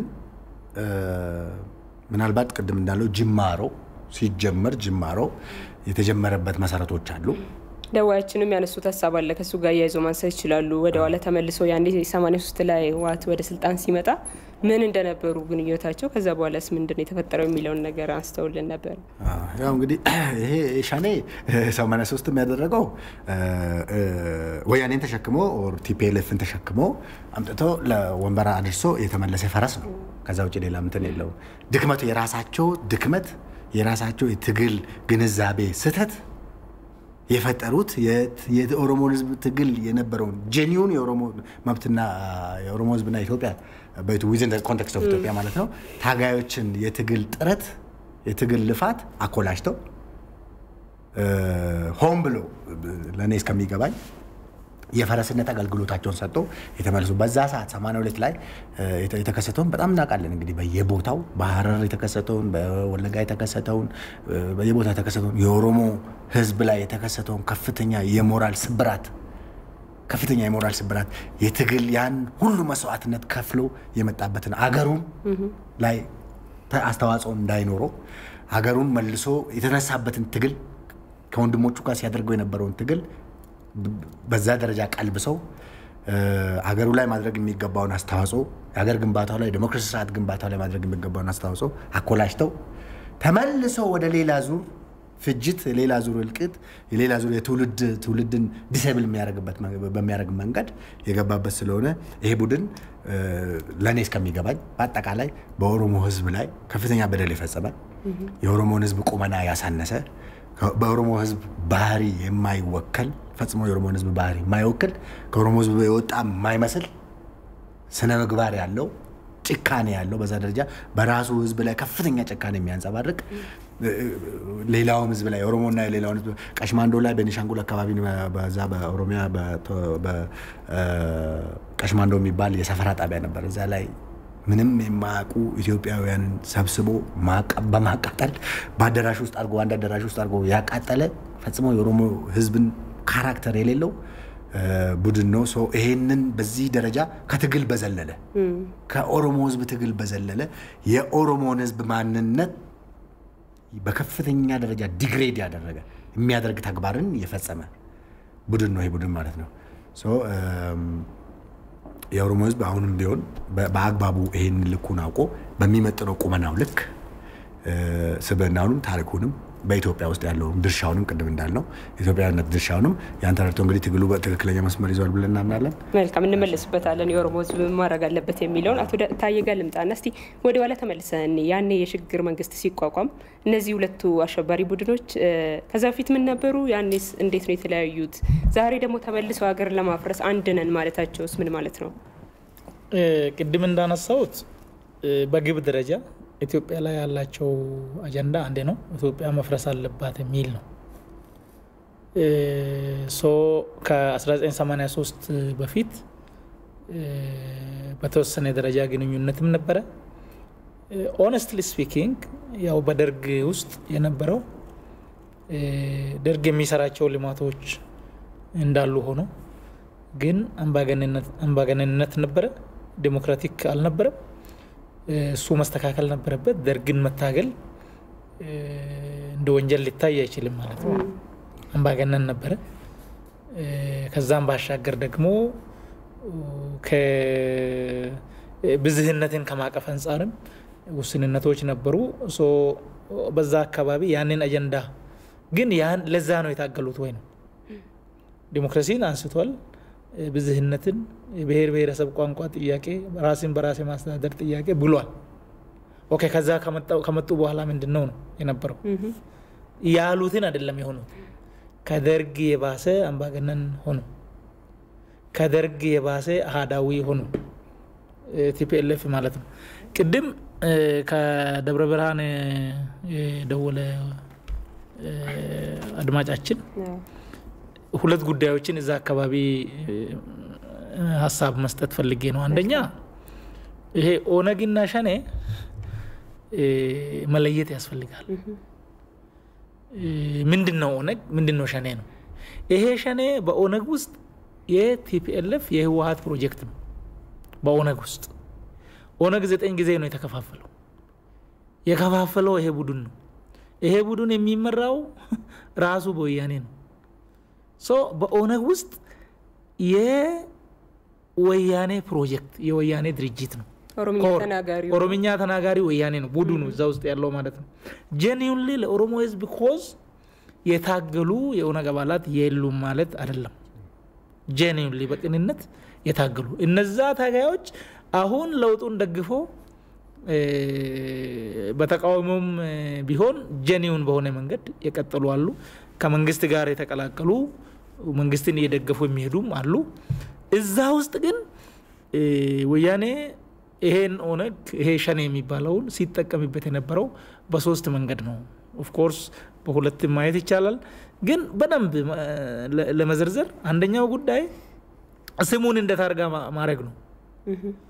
ስሙን እንደ ታርጋ መጠቀም ነው እና የኦሮሞ ህዝብ ስቃይ፣ ሰቆቃ፣ መፈናቀል፣ ግድያ፣ መታሰር የሚናገር ሰው ያ ታርጋ ይሰጠዋል። ለምንድነው ያለ አግባብ ተማሪ ከሆነ ሰው ይባረራል ከትምህርት ቤቱ፣ ሊገደልም ይችላል፣ ሊታሰርም ይችላል። ኦነግ ነው ግን ኦነግን አይቶ የማያውቅ ሰምቶም የማያውቅ ግን የሆነ ይሄ ህዝብ ተቸግሯል ለምን ይቸገራል ብሎ ካለ ያ ታርጋ ይጠቀምበታል ማለት ነው። ኦህዴድ መሆን አይችልም ሰው በትክክል ወያኔ የሚለውን መልሶ ካላለና የህዝቡን ኢንተረስት የህዝቡን ፍላጎት የሚያንጸባርቅ ከሆነ ኦነግ ሆኖ ያድራል ማለት ነው። አሁን መለስ አንድ ጊዜ ኦህዴድ ሲፋቅ ራሱ ኦነግ ነው ሚል አምጥቶ ነበር። በዛ ደረጃ ይጠቀምበት ነበር። ሁለተኛው ጉዳይ በዚህ ፕሮጀክት ጄኒዩን የኦሮሞ ታጋዮችን እዛ ውስጥ ይበላቸው ነበር። ራሱ ይገላል ወይም ለወያኔ ይሰጣል። በጣም በርካቶች በዚህ ቡድን ተቋሚነት በዚህ ቡድን መንገድ መሪነት ወያኔ ይዟቸው የት እንደደረሱ ያልታወቁ ጀግኖች አሉ። ዮሴፍ ባቴ የሚባል አሁን ያቶ ሌንጮ ባቴ ወንድም፣ በቀላ ደዋኖ የሚባል፣ ነዲ ገመዳ የሚባል፣ ደበሳ ጉዮ የሚባል በጣም ትልልቅ ሰዎች ይሄ ቡድን እየሰጠ ለወያኔ አስበልቷል። እዛ ውስጥ ደግሞ በራሱ ግሹ ጃራ የሚባል ሙልስ ገዳ የሚባል በጣም ብዙ ሰዎችን ኢቭን ለገሰ ወግ የሚባል በዚህ በወለጋ በኩል በሁለቱ ቅንጅት ነው የተገደለው ሰውየው። እዛ ውስጥ በጣም ሐሳብ ያላቸው ኦሮሞንና ኢትዮጵያዊነትን አጣጥሞ መሄድ የሚፈልጉ የኦሮሞ ህዝብ ጥያቄ ጀኒውንሊ እንዲመለስ የሚፈልጉ እዛ ውስጥ ወይ ይገደላሉ ወይ ለወያኔ ይሰጣሉ። ምክንያቱም ቡድኑ የወያኔ ፕሮጀክት ነው። ሌላው ጉዳይ ምንድነው? እሱ የሚያሰማው እዛ ሆኖ ወይ በጽሁፍ ወይ በንግግር የሚያደርጋቸው ትርክቶች የኦሮሞን ህዝብ ወንድሞቹ በጥርጣሬ እንዲያዩት ደግሞ ይሰራል። ኦሮሞ ሊገነጠል ነው፣ ኦሮሞ እንዲ ሊሆን ነው። ምናልባትም አንዳንድ ቅድም ከደብረ ብርሃን የተነሳው አሁን ቅርብ ጊዜ በጉሊሶ በሆሮም አካባቢ ንጹሃን ዜጎች ላይ ህፃናት ላይ ሴቶች ላይ የሚፈጸሙ እንትኖች የሚፈጸመው በኦሮሞ ስም ነው። ግን ስራው አገይንስት ኦሮሞ ነው። ከኦሮሞ ማንነት ከኦሮሞ እሴት በተቃራኒ ነው። ከኦሮሞ ጥቅምም በተቃራኒ ነው። ኦሮሞ የሚጠቀመው ከሁሉም ወንድሞቹ ጋር በመስማማት አንድነቱን በማጠናከር እንጂ ከሁሉም ጋር በመጋጨት አይደለም። ሶ የሚሰራው የኦሮሞን ጥቅም የሚጻረር ነው። ግን ደግሞ በኦሮሞ ስም ነው የሚሆነው። ሶ ያንን ሲጠቀም ነበር። ታዬ ይቅርታ ያነሱ ጥያቄ ነበር እዛ ላይ ያይዞ አባገዳዎችና ሌሎች የኦሮሞ ሊቃን ሲቃወሙ አናይም። ካሁን በፊት አሁን ነው የተጀመረው ይሄን ቡድን መቃወም። ያኔ ብዙ ችግሮች ሲከሰቱ የኦሮሞ ህዝብ እንደዛ ችግር ውስጥ ሲገባ ለምን ዝም አሉ የሚል ጥያቄ አስተው ነበር። በርግጥ ሸኔን መቃወም የተጀመረው ዛሬ አይደለም። ባለፈው አመትም ብዙ ጊዜ ወጥቶ ህዝብ በነቂስ ሸኔን አውግዟል፣ ወያኔንም አውግዟል። ምንድነው አሁን ዛሬም ወጥቶ ነገም ወጥቶ አሁን ወጥቶ ሸኔን አወገዘ። አሁን ነገ ደግሞ የሆነ ነገር ቢሆን ወይም ከሳምንት በኋላ ያረጋል ሸኔ። ሶ በየቀኑ ያን ማድረግ ሊከብድ ይችላል። ግን ይሄ ቡድን የሚያደርገውን አንድም ቀን ፈልጎ ወዶ አያውቅም። ያ ብቻ ደግሞ ሳይሆን ደዋያችንም የሚሰማንም ሰው እንዲያውቅ መጀመሪያ ይሄ ቡድን ያቃጠለው የገደለው ቅድም ሲያወሩ የነበሩ ሴትዮዋን ሰምቷል። በኦሮምኛ ባሎቻቸውን ሚስቶቻቸው ፊት የሚያርዱ ልጆቻቸው ፊት እናታቸውን የሚደፍሩ ሰው ራሱ የሚቃጠልበትን እንጨት ሰብስቦ በዛው እንጨት የሚቃጠልበት ይሄ ፒፒ ነው ይሄ እንደዚህ ነው ተብሎ ያለቀው በዛ ደረጃ የደረሰው ጉዳት ወንድሞቻችን ሌሎች ብሔረሰቦች ኦሮሚያ ውስጥ ያሉ እዛ ብቻ ሳይሆን በብዛት በአብዛኛው የተጎዳ ኦሮሞ ነው። ያንንም በአጠቃላይ ሲቃወም ነበር ህዝቡ። እሱን ማየት አስፈላጊ ነው። ሁለተኛው ጉዳይ የጠያቂያችን ወይም የደዋያችን አሁን እየሆነ ያለው ጉዳይ ወንድም ህዝብ ላይ ለምንድነው ጦርነት በዚህ ደረጃ ለምንድነው የምትሸልሉት? ለምንድነው የምትፎክሩት? ወንድም አይደለም ወይ የሚለው ሁለት ጉዳዮችን ለይተን ማየት ነው። አንደኛው የትግራይ ህዝብ እውነት ነው፣ ወንድም ህዝብ ነው፣ የኢትዮጵያ አካል ነው። እሱን የሚክድ የለም። የኢትዮጵያ አካል ነበረ፣ የኢትዮጵያ አካል ነው፣ የኢትዮጵያ አካል ሆኖ ይቀጥላል የትግራይ ህዝብ። ወያኔ ግን ለትግራይ ከማንም በላይ ለትግራይ ህዝብ ጠላት ነው። ወያኔ የውጪ ጠላት ከሚያደርገው በላይ ኢትዮጵያ ላይ በደል አድርሷል። ሸኔ የውጪ ጠላት ከሚያደርሰው በላይ ኢትዮጵያ ላይ አድርሷል። መቁጠር ይቻላል። አንደኛው ጉዳይ ምንድነው?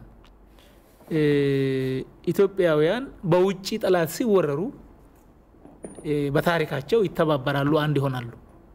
ወያኔና ሸኔ ግን የሚያረጉት ምንድነው? በኢትዮጵያውያን መካከል ያለው እና የነበረው አንድነት እንዲላላ እንዲፈርስ ነው ሲሰሩ የነበሩት፣ በትርክትም በተግባርም።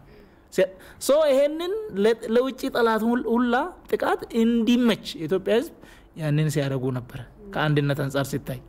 ሁለተኛው ጉዳይ ቅድም አብዲ አንስቷል። ብሔራዊ ስሜት የሌለው ህዝብ፣ ብሔራዊ ስሜት የሌለው ጄኔሬሽን የሀገሩን ሉዓላዊነት ሊያስከብር አይችልም፣ ሀገሩን ከፍ ሊያረግ አይችልም። ወያኔና ሸኔ ሲሰሩ የነበረው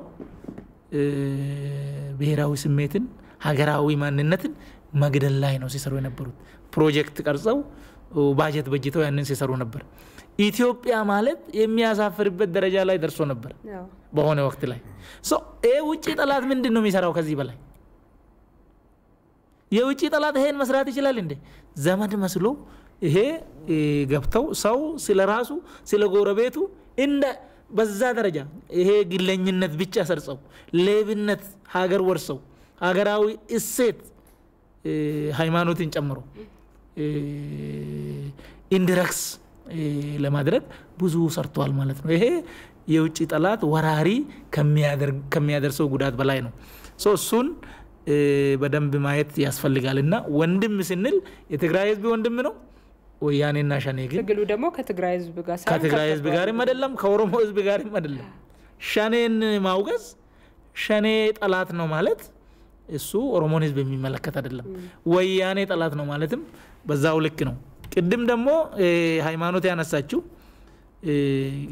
ሰሞኑን ጌታቸው ረዳ አንዳንድ ነገሮችን ሲል ነበር ኢትዮጵያ ውስጥ የተፈጸመ በደል ካለ ተጠያቂው ኢህአዴግ ነው ህወሓት ምንም አልሰራም ኦሮሚያ ላይ ደግሞ ወንጀል የፈጸመው ኦህዴድ ነው እኛ ተጠያቂ አይደለንም የሚል እንትን አንስቷል በርግጥ ህይወት ያንን በደንብ በትክክል አይታለች ኢህአዴግ የሚባለው ነገር ሽፋን ነው በውስጡ ያለው አስኳል ሁሉንም የሚያንቀሳቅሰው ሐሳብ የሚያመነጨው ፖሊሲ እንትን የሚለው የሚያስፈጽመው የሚያስገድለው የሚያሳስረው ሁሉ ቲፒኤልኤፍ ነው የነበረው እኔ አውቃለሁ ማዕከላዊ ነበርኩ ማዕከላዊ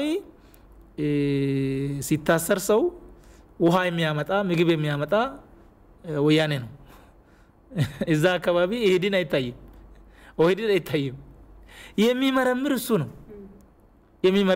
ነው የሚጠብቅ እሱ ነው ጠጋ ብሎ ማለት ነው ምናልባት በውጭ በኩል ሊኖሩ ይችላሉ ሌሎቹ አጠቃላይ ኮር ላይ ተቀምጦ ሁሉን ነገር ሲሰራ የነበረ ሲገል የነበረ እግር ሲቆርጥ የነበረ ራሱ ወያኔ ነው ምናልባትም አንዳንድ ነገሮችን የታሰሩ ሰዎችን የተሰወሩ ሰዎችን አያውቁም ኦህዴድና ቢአዴን ማለት ነው አያውቁም ይሄ ይታወቃል ለሽፋን ነው በርግጥ ውስጥ ላይ ትግል አልነበረም አይደለም ውጪ ህብረተሰቡ ሲያደርግ የነበረው ህዝብና ትግልና ከውስጥ ደግሞ በተለይ ኦህዴድና ቢአዴን ውስጥ የነበሩ ጀግኖች በመናበብ የሰሩት ጀብዱ እሱ ሊረሳ አይገባም እሱ እንዳለ ሆኖ ግን በአጠቃላይ ምንድነው ከኦሮሞ ህዝብ ትግል አንፃር መሬት የሸጠ ማን ነው ሲባል አረ እንትና ናቸው እኛ ላየንም ነው የሚለው ግን ሁሉ ነገር አባይ ፀሐዬ የፌደራል ጉዳዮች ላይ ሆኖ እያንዳንዱን የከተማ ካንቲባ ሲመራ የነበረ እሱ ነው ካንቲባ ሆኖ እምቢ የሚል ከሆነ ደህንነቱ ጠልፎ ያመጣና ያስቀጠቅጡታል ያስደበድቡታል ይገርፉታል ያልሆነ ፎቶ ያነሱታል በዛ ደረጃ አስገድዶ ነው እንትን ሲያደርጉ የነበረው ማለት ኦህዴድ ሲፋቅ ኦነግ ነው ብሎ እንዲሸማቀቅ ሲያደርጉ የነበሩ እነሱ ናቸው በወቅቱ ማለት ነው አሁን አዲስ አበባን ማስተር ፕላን በ100 ኪሎ ሜትር ነው 150 ኪሎ ሜትር ራዲየስ እንዲሰፋ ሲባል እሬሄ ልክ አይደለም እንዴት ነው ሊሆን የሚችለው ተብሎ ሲጠየቅ ቆይ ልክ እናስገባቸዋለን አለ አባይ ፀሐዬ አሁን እንግዲህ ለምንድነው ያልታገሉት ይላል ጌታቸው እኛ እንደዛ እኛ ጉዳት ቢናደርሱ እንኳን ለምን አልታገሉም ነው የሚለው ሲታገሉ ግን የሚሆነውን እናቃለን ማለት ነው ያኔ የነበረው ሁሉ ይታወቃል ማለት ነው በአጠቃላይ ያንን ሁሉ በደንብ ማየትና በኢትዮጵያ ውስጥ የተፈጸሙ በደሎች የደረሱ ግፎች የተፈጸሙ ስርቆቶች በአጠቃላይ ሞተሩ ቲፒኤልኤፍ እና ቲፒኤልኤፍ ነው ቲፒኤልኤፍ ግን የራሱ ፕሮጀክት አለው በኦሮሞ ህዝብ ውስጥ ኦህዴድን የሚያሸማቅቅበት የኦሮሞ ጀግኖችን የሚገልበት ኦሮሞን ከሌሎች ጋር የሚያቃቅርበት ያ ፕሮጀክት ደግሞ ሸኔ የሚባለው ነው ማለት ነው ጥሩ እንቀጥላለን ውይይታችን ተመልካቾቻችን የአሸባሪው ህወሓት ሀገር የማፍረስ ሴራ በሚል ርዕሰ ጉዳይ ውይይት እያደረግን ነው በተለይም የሁለቱ አሸባሪ ቡድኖችን የህወሓትና የሸኔን ጉዳዮች ነው የምናነሳ ያለነው ደዋይ መስመር ላይ ያለ ሀሳባቸውን እናስተናግድ ሄሎ ሄሎ ማን እንበል ሰላም ናችሁ አቶ አድማሱ ማን እንበል ከፊንፊኔ ዙሪያ ነው ጥሩ ይቀጥሉ አቶ አድማሱ ጥያቄ ነው እኔ ማቅረብ የምፈልገው ማለት ሀገራችን ላይ ካለፉት 27-30 ዓመት ወዲህ ህዝባዊነትና አንድነትን የሚሸረሽር ነገር ያው ወያኔ በስራው ህግ ምክንያት ይመስለኛል የተከሰተው በተለይ ከፋፋይ የሆነው የአንቀጽ 39 ጉዳይ ህዝቦችን ወደ አንድነት የሚያመጣ ሳይሆን የፖለቲካ ብልግና የሚፈጸምበት ቀዳዳ ይመስለኛል ሀገራችን ላይ ሐሳቡ ጥሩ ሆኖ ሳለ ብዙዎች ግን ለክፉ ነገር የሚጠቀሙበት መጥፎ ህግ ይመስለኛል የብሔር ብሔረሰቦች መብት እስከመገንጠል የሚለው ማለት ነውና የህዝባችን የሀገራችን ጥያቄ ሆኖ ብዙ የፖለቲካ ኤሊቶች የሚያነሱት ይሄንን ይዘው ነው ብዙ ችግሮችን በመድራችን ላይ ሲፈጥሩ የምናየውና ይሄን ከመቀየር አቋያ ከታሪክ ስህተት ተምረን ይሄን ከመቀየር አቋያ ምን መስራት አለብን ብለው ያስባሉ ለአቶ ታዬ ነው ይሄን ማቀርበው ይሄንን ህግ ብንቀይረው የኢትዮጵያ ፖለቲካ ህዝባዊነቱ አንድነቱ የሚሻሻል አይመስሎትም ወይ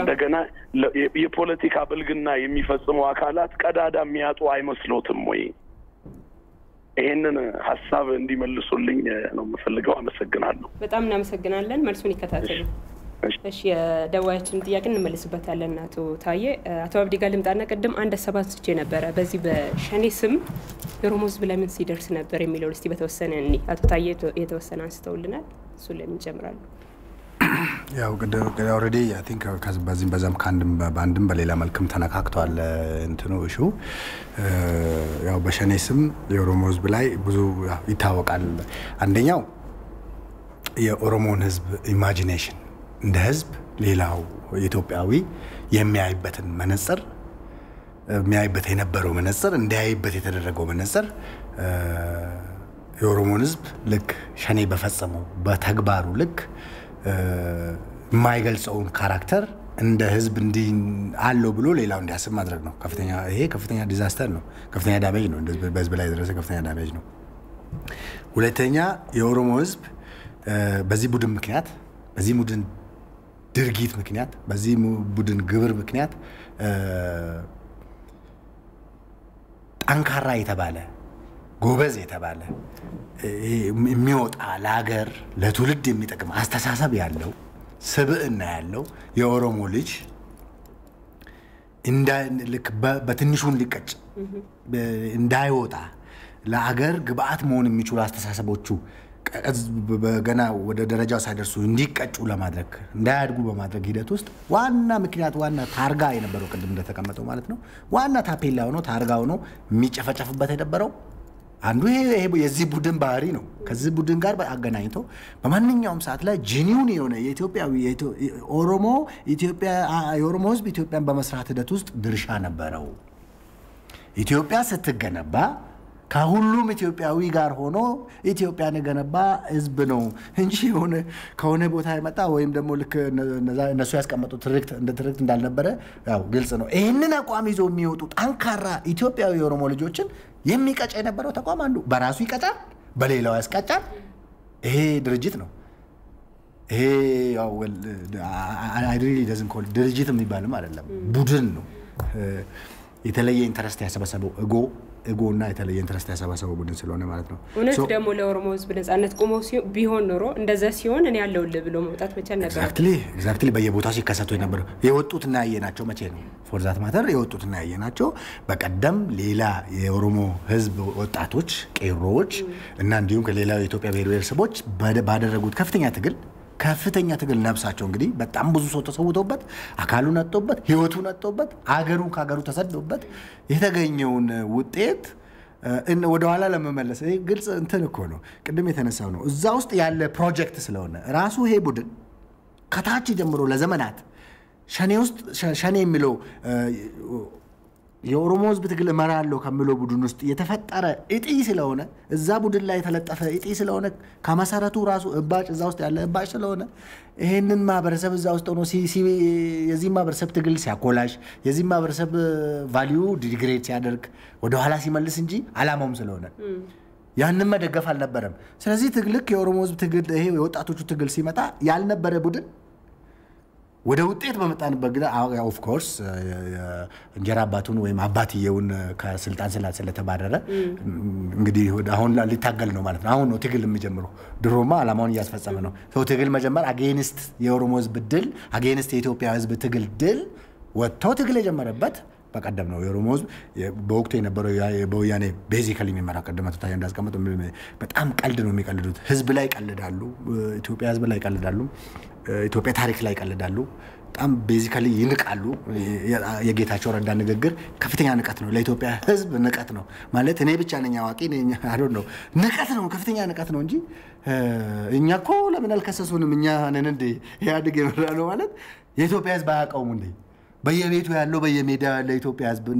ኤሊቱ መናገር ይተበቀበታል እኛ መናገር ይተበቀበናል በየቦታው ያለ ኢትዮጵያ ነጋዴ በኢትዮጵያ ውስጥ ከሱቅ ትንሽ የሱቅ የችርቻሮ ሱቅ ጀምሮ ጉልት ከመነገደው ሰው ጀምሮ የጉልት ቦታ እንዴት እንደሚሰጥ እንደነበረ ምን እንደነበረ የኢትዮጵያ ህዝብ አያውቀውም እንደ ህዝብ ይሄን ህዝብ ካታጎሪካሊ ንቆ እኛ አይደለንም እኮ እኛን አይመለከተንም ያደርግ ነው ይሄ በጣም ስቲል እዛ ውስጥ ናቸው ባይዘው በጣም ፌዝ ከፍተኛ የአገር ንቀት ነው የህዝብ ንቀት ነው ባህሪያቸው ካራክተራቸውና ይሄ ቡድን ይሄው ንቀት ይሄን የሚያራምደው ቡድን ነው ለምሳሌ ባለ የትግሉ ወቅት ላይ ወደዛ ወደ ሞያሌ አካባቢ የነበረው ማለት የኦሮሞ ህዝብ ሲጨቆን ሲበደል ሲጠለፍ ሲገረፍ ጎዳና ላይ ሲጎተት ማለት ስንት ነገር ሲደረግ አንድ ትግል ያላረገ ቡድን አንዲት ኮሽታ ያላሰማ ቡድን መኖሩ ማይታወቅ ቡድን ስሙ ብቻ ኢማጂኔሽን ውስጥ ከአባታቸው የፕሮጀክት ባለቤቱ ፕሮጀክት ዲዛይነሩ ጋር ነው ፕሮጀክት ዲዛይነሩ ነው ስሙንም አየር ላይ የሚያስቀምጠው በሚዲያ ኦነግ ያለ በለለ ተቋም ያለለ ቡድን ሲነገር የነበረ ቡድን ያለለ ምንም በተግባር አይተነው ማናቀው ቡድን ህዝቡ ትግሉ ፍሬ አግኝቶ ወደ ሜዳው ሲመጣ ኦፍ ኮርስ አባታቸውን ወደዛ ሲገፋ ሌላ ትግል የጀመረ ቡድን ነው ቡድን ስለዚህ ይሄ ቡድን ከመሰረቱ ከኦሮሞ ህዝብ ጋር ራሱ ኤክስክሉሲቭ ነው self exclude ከኦሮሞ ህዝብ ጥቅም መብት ከኦሮሞ ህዝብ ትግል ጋር ኤክስክሉሲቭ ነው ኤክስክሉድ ያደርጋል self exclusive ነው አንድ ሊሆን አይችልም ፈጽሞ ሊዛመድም አይችልም በአካይዱም በባህሪውም ሲያረጋቸው በኖረውም ዛሬም ያደረገው ባለው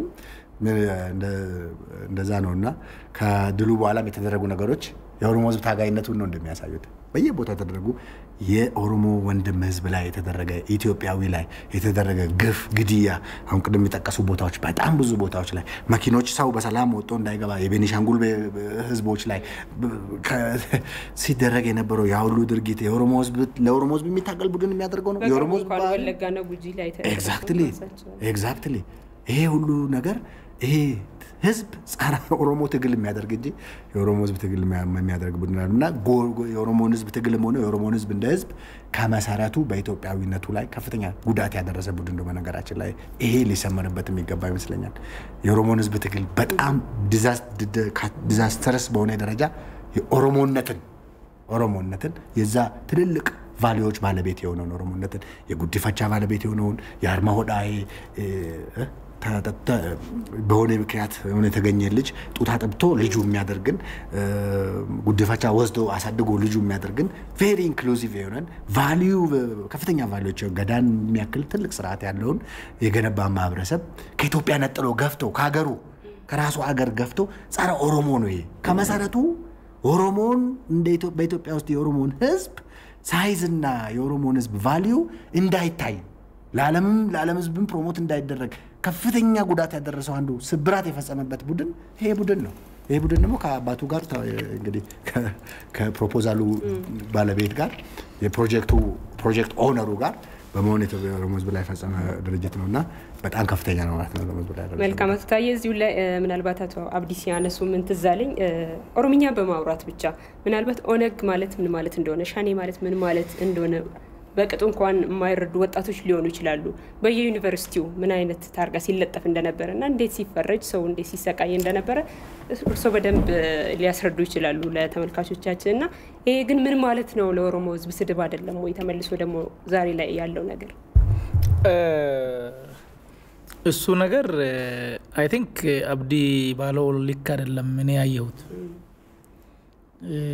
ኢትዮጵያ ውስጥ በርካታ በደሎች ተፈጽሟል ሰው ተኮላሽቷል የጅምላ ግድያዎች ተፈጽሟል ዘር ማጥፋት ሲዳማ ላይ መጥቀስ ይቻላል አኝዋክ ላይ መጥቀስ ይቻላል ሶማሌ ክልል ለረጅም ጊዜ እጅግ አሰቃቂ በደሎች በህዝብ ላይ ደርሷል በኦሮሞ ላይ እንደዚያ ነው በአማራ ላይ እንደዚያ ነው በአዲስ አበባ ህዝብ ላይ 97 98 ወጣቱ ላይ ህዝቡ ላይ የነበረ በጣም ብዙ ነው።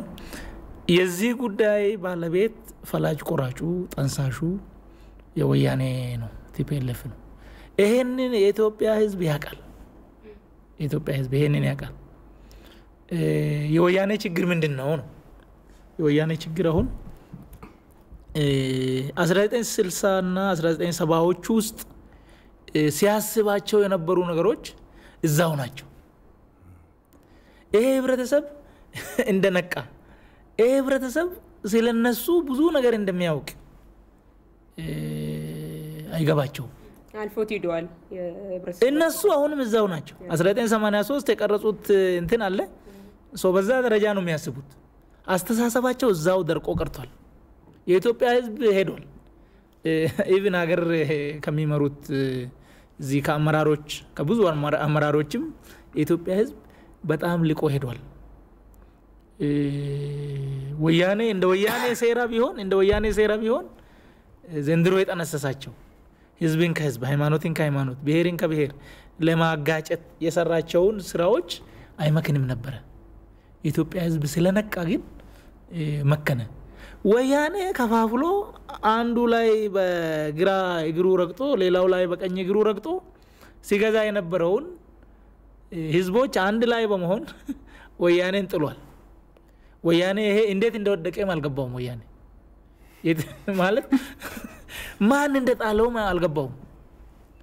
እዛው ተመልሶ ደደቢት ራሱን አገኘ። ሐሳቡ ግን ያው ነው። መጀመሪያ ደደቢት ላይ ያሰባትን ይዞ አሁንም ያስባል ማለት ነው። የሚሰራት ፕሮፓጋንዳ ያው ነች፣ ምንም አትቀየርም። የኢትዮጵያ ህዝብ አስተሳሰብ ግንዛቤ የት የሌለ እንደሆነ እሱ አልገባውም ማለት ነው። ሶ ወደ ኋላ መቅረታቸው ሃሁዋቸው እዛው የነበረ መሆኑን የሚያሳይ ነው። በሌላ በኩል ያው ከኦሮሞ ህዝብ ትግል አንፃር ምንድነው የሆነው አሁን ያደረጉት ነገር? እሱን ሐሳብ እንዳላቋርጡት እንመለሳለን። ደዋይ መስመር ላይ ስላለ አስተናግደን እንመለስ። ሄሎ ጤና ይስጥልን። ማን እንበል? ጤና ይስጥልኝ። መቅደስ ወልደመድን እባላለሁ። አይሰማም። አዲስ አበባ ወልደመድን። መልካም ይቀጥሉ።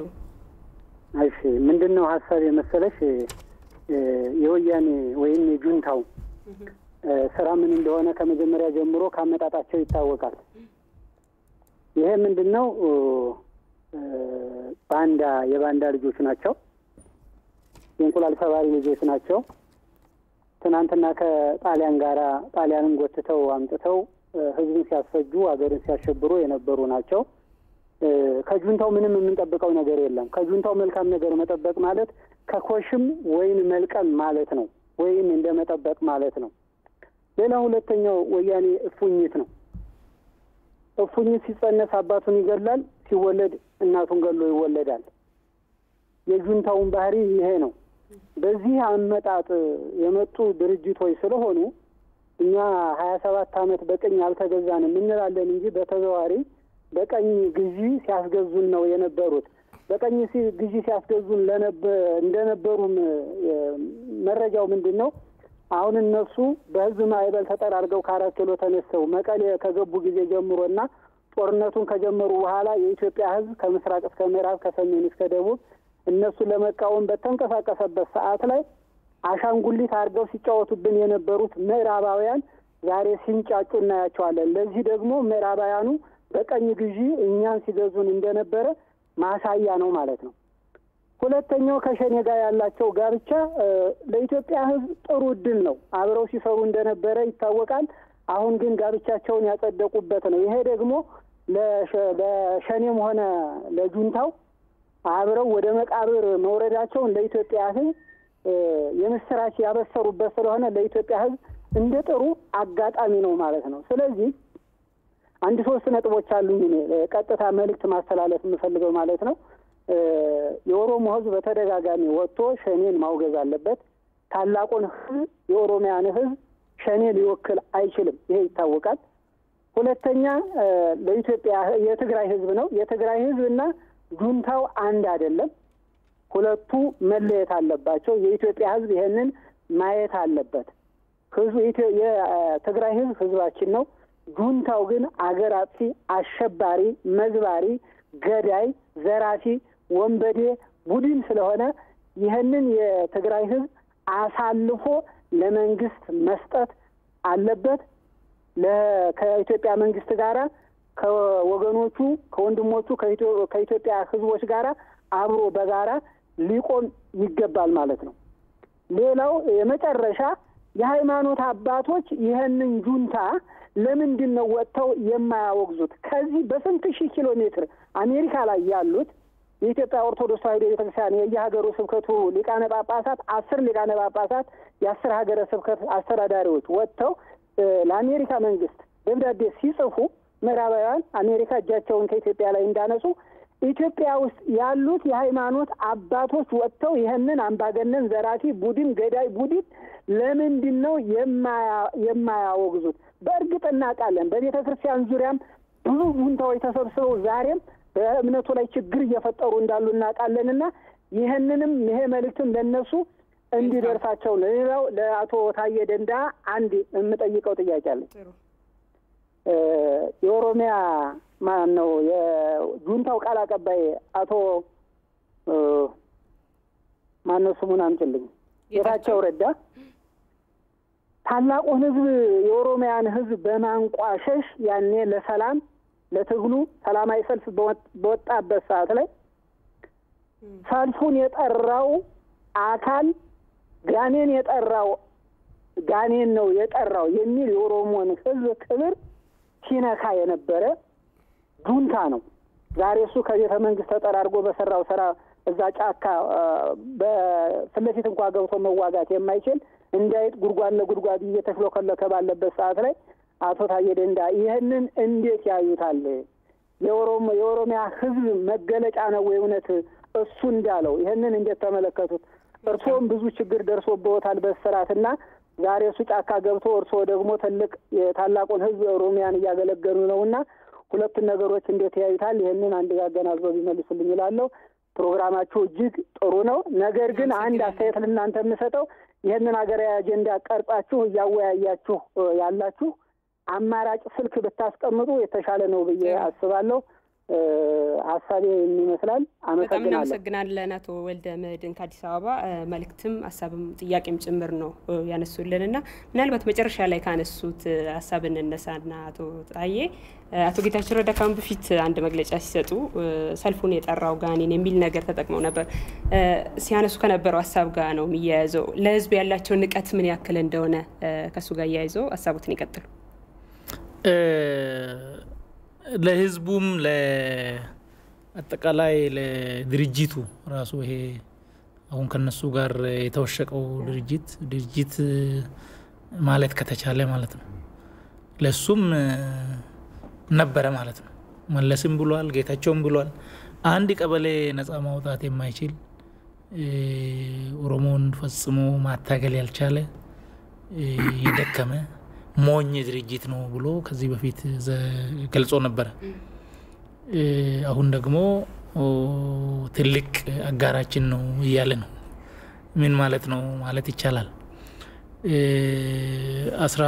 2008 አካባቢ የኦሮሞ ወጣት ግፍ አንገሽግሾት ግንባሩን ለጥይት ሰጥቶ ወጥቶ ሲታገል ያው የፈጀውን ፈጅተው መቋቋም ሳይችል ሲቀር ይሄ ወጣው ሰይጣን ነው ጋኔን ነው እንጂ ሰው አይደለም የሚል መግለጫ በቴሌቪዥን ወጥቶ ሰጥቷል።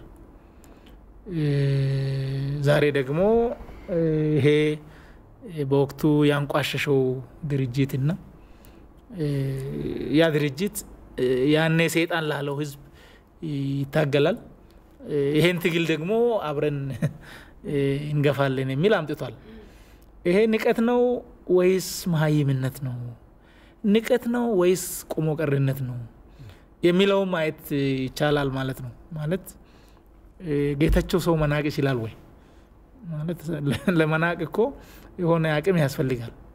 እና የኢትዮጵያን ህዝብ መናቅ የኦሮሞን ህዝብ መናቅ ይችላል ወይ ጌታቸው? ያን ሞራል አለው ወይ?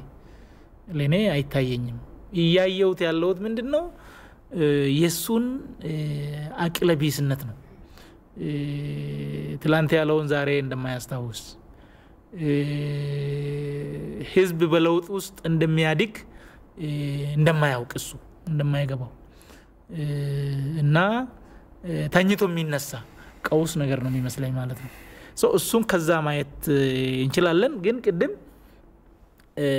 ያው ከኦሮሞ ህዝብ አንፃር ይሄ ሸኔ ከወያኔ ጋር አሁን መጋባቱ መስማማቱ ምንድነው የሚያመለክተው ምንድነው የነበረው ነገር የሚያቀራርብ ነገር ነው ወይ ተብሎ ሲታይ አንደኛ ተማሪ ሆነን ያ ኦነግ ተመስላላችሁ ቋንቋችሁ ኦሮምኛ ነው የሆነ ባህላዊ ልብስ ለብሳችኋል ይሄ ኦዳ ባንገታችሁ ላይ አድርጋችኋል ተብሎ የተገረፉ ደረቅ እንጨት ኦዳውን እንዲውጡ የተደረጉ በወያኔ አይ ቲንክ እዚህ መስቀል አደባባይ 2008 ክረምት ላይ I'm sure 2008 አይደለም 2009 2009 ክረምት ላይ I think ክረምት ላይ መስቀል አደባባይ ሰልፍ አድርጎ ነበር ሰው እንትኖች የሆነ ልጅ ተመቶ ያው በቪዲዮ ይታያል እሱ ተመላለሱ ህዝብ ያየው ነው እና ያው ወደቀ ልጁ ወደቀና እንደዛ ሲነሳ እንዴት ተስተካክሎ ጥርሱ ላይ እንደመጣ ወያኔ ነው ያኔ ያተረገው ወያኔ ነው በጭካኔ በዛ ደረጃ የኦሮሞን ወጣት መሬት ላይ በህይወቱ በክብሩ ላይ ሲጫወት የነበረ አሁን ለሸኔ ወዳጅ ሆኗል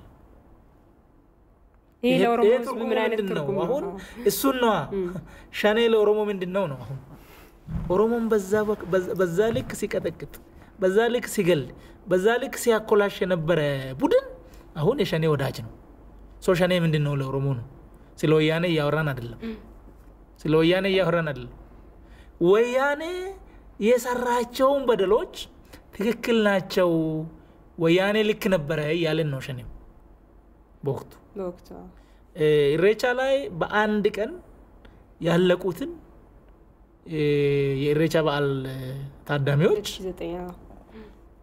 2009 ላይ እሱ ነገር ልክ ነበር የወያኔ ጥፋት አይደለም ያ መሆን ነበረበት ይያለን ነው ከ5000 የሚልቁ ወጣቶች በስናይፐር 2008 2009 አልቋል በወያኔ ስለተቃወሙ ከማስተር ፕላኑ ጋር ተያይዞ አሁን ያ ነገር ትክክል ነበር ይያለን ነው ሸኔ ወያኔ እንኳን ገደላቸው ወዳጃችን ምንድነው ደግሞ ያለው ሁሉም ሰው እንዲገባው ማለት ነው ወያኔ ጋር የተዛመነው የጠላቴ ጠላት ስለሆነ ነው አለ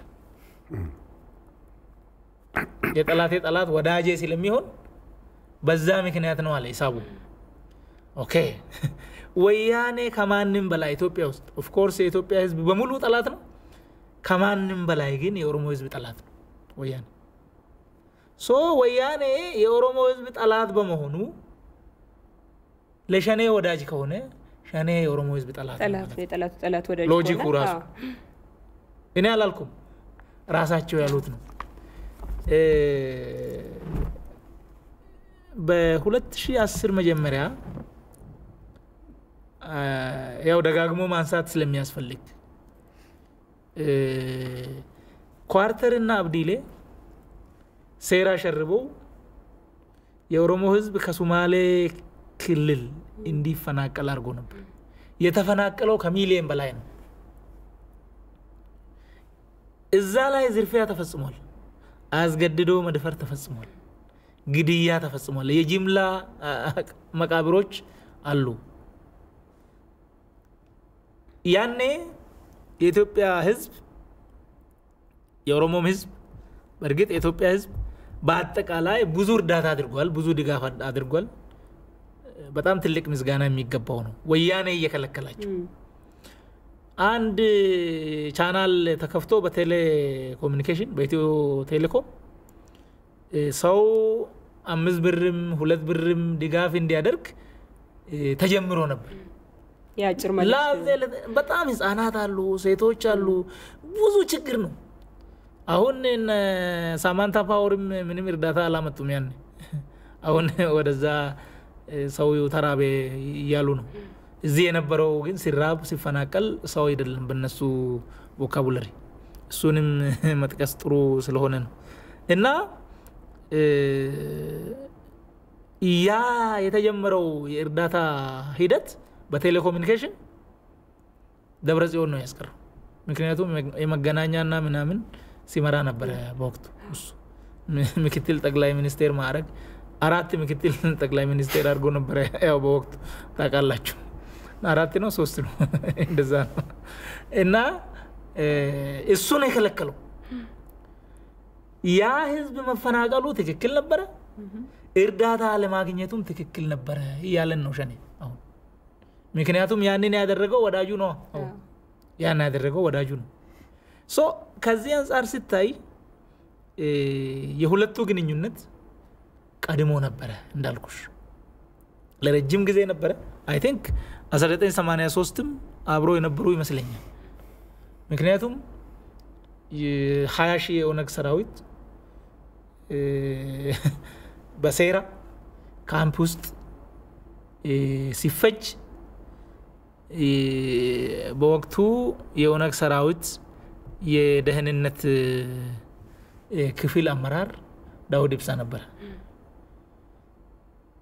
20 ሺህ ሰራዊት አልቆ ዳውድና አንድ ሰው ብቻ ተርፎ ወጡ እንዴት ነው እሱ የሚለው እኛ አይገባንም የሚገባን ነገር ያ ራሱ የሆነው የወያኔ እጅ ብቻ ሳይሆን እዛ ውስጥ ያው ይሄ ሸኔ የወያኔ ፕሮጀክት ስለሆነ ያኔም አብሮ ነበር ከቡድኑ ጥቂት ቡድን ጀኒውንሊ የሚታገሉት ተበልቷል ትግሉ ተቆላሽቷል የኦሮሞ ህዝብ የሌለ ነገር እንዲጠብቅ ተደርጓል ግን ነበሩ አሁን የኛ ጥቅም ምንድነው በዚህ ደረጃ በድብቅ ሲካሄድ የነበረው እንደው አንድ መረጃ መጥቀስ አለብኝ 2008 ላይ በርካታ ወጣቶች ኦሮሚያ ላይ ስለተገደሉ ኢንተርናሽናል ምናምን የሚባሉ ሰብአዊ መብትን የሚጠቅሱ እንትኖች ወያኔን በትንሹ ምክንያቱም በጣም ወጣ ያለ ስለሆነ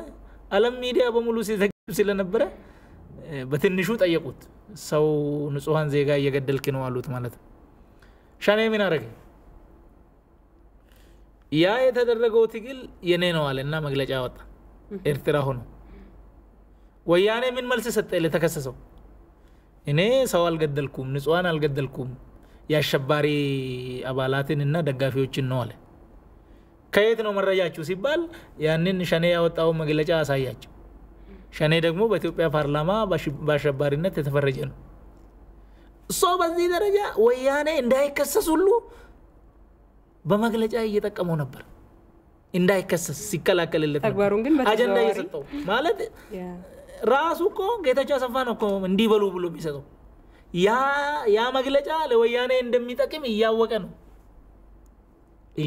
ያንን ያደረገው ሶ እነዚህ በድብቅ ኢትዮጵያ ላይ በተለይ ደግሞ ኦሮሞ ላይ ሴራ ሲሰሩ የነበሩ ቡድኖች ዛሬ በግላጭ ወጥተው እኛ አንድና ያውንን ማለታቸው አይ ቲንክ ከዚህ በላይ ለኢትዮጵያ ህዝብ ለኦሮሞ ህዝብ መልካም ነገር አለ ብዬ አላስብም መልካም ተታየን እንቀጥላለን ሐሳባችንን ደዋይ መስመር ላይ ስላሉ ነው ሄሎ ደዋያችን ስልካቸው ተቋርጧል መልሰን እናገኛቸዋለን እንቀጥል አቶ አብዲ ጋር ልምጣና እስቲ እንደ መልካም አጋጣሚ ነው መጠቀም ያለብን ዛሬ ላይ አንድነታቸውን ይፋ ማድረጋቸው የሚለው ሐሳብ ላይ ነው ደዋያችን ተገኝቷል ይመስለኛል እንቀጥላለን ሄሎ ጤና ይስጥልን ማን እንበል ተገኝታ ባላለው ከአዲስ አበባ መልካም ይቀጥሉ እሺ አሁን እንቀጥለው አሁን በቴሌቪዥን እየተከታተልኩ ነውና ያለው የና አቶ ደንዳን አስተያየት እያየሁ ነው ሐሳባቸውን ማለት ነው እና በዚህ ዙሪያ ከዚህ በፊት ገብቶ የነበረው አድማጫችንም ሲናገር የነበረው ከ1983 በፊት ጀምሮ እኔም በትጥቅ ትግል ውስጥ ነበርኩበትና እስከ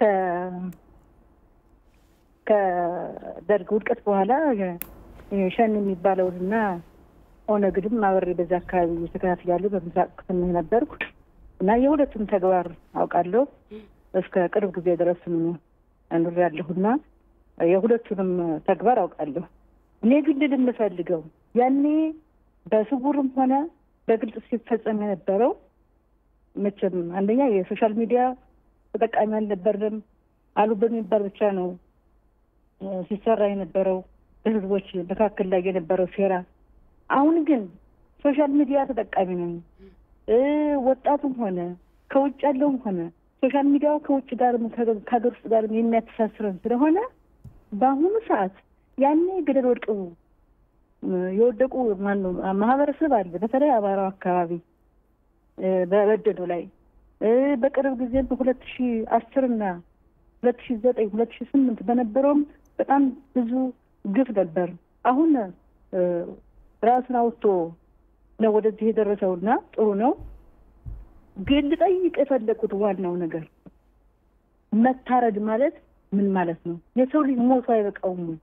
ሰው ከሞተ እኮ ምንም ሞተ የሚባለው መታረድ ማለት በየትኛው ሃይማኖት የሚፈቀድ ነው? የሃይማኖት አባቶች ገብተው ይህን ነገር ባቀርቡልኝ ደስ ይለኛል። መታረድ በሰው ልጅ ላይ አንድ ነገር ሆኖ፣ ሁለተኛው ደግሞ ሴቶች አንድ ራሳቸው እየተጎዱ ነው ያለው። ወታደር ልጅ ወልደዋል፣ ዶክተር ልጅ ወልደዋል፣ ጠቅላይ ሚኒስትር ልጅ ወልደዋል፣ ሰው ወልደዋል። አንድ በዚህ በስነ ልቦናቸው እየተጎዱ ነው። ሁለተኛ ደግሞ እነዚህ ወልደው ያሳደጓቸው ወጣት ወደ ምን ደረጃ ሊሄድ ነው? ይህን መታረድን አይቶ ያደገ ወጣት ልጅ ምንድነው መሆን የሚችለው? እና መታረድ የሰው ልጅ እንዴት ይታረዳል? ከብት ነው የሚታረድ? ፍየል ነው የሚታረድ? በእንትናችን በባህላችን የሰው ልጅ ግን ከሞተ በኋላ ለምን ይታረዳል?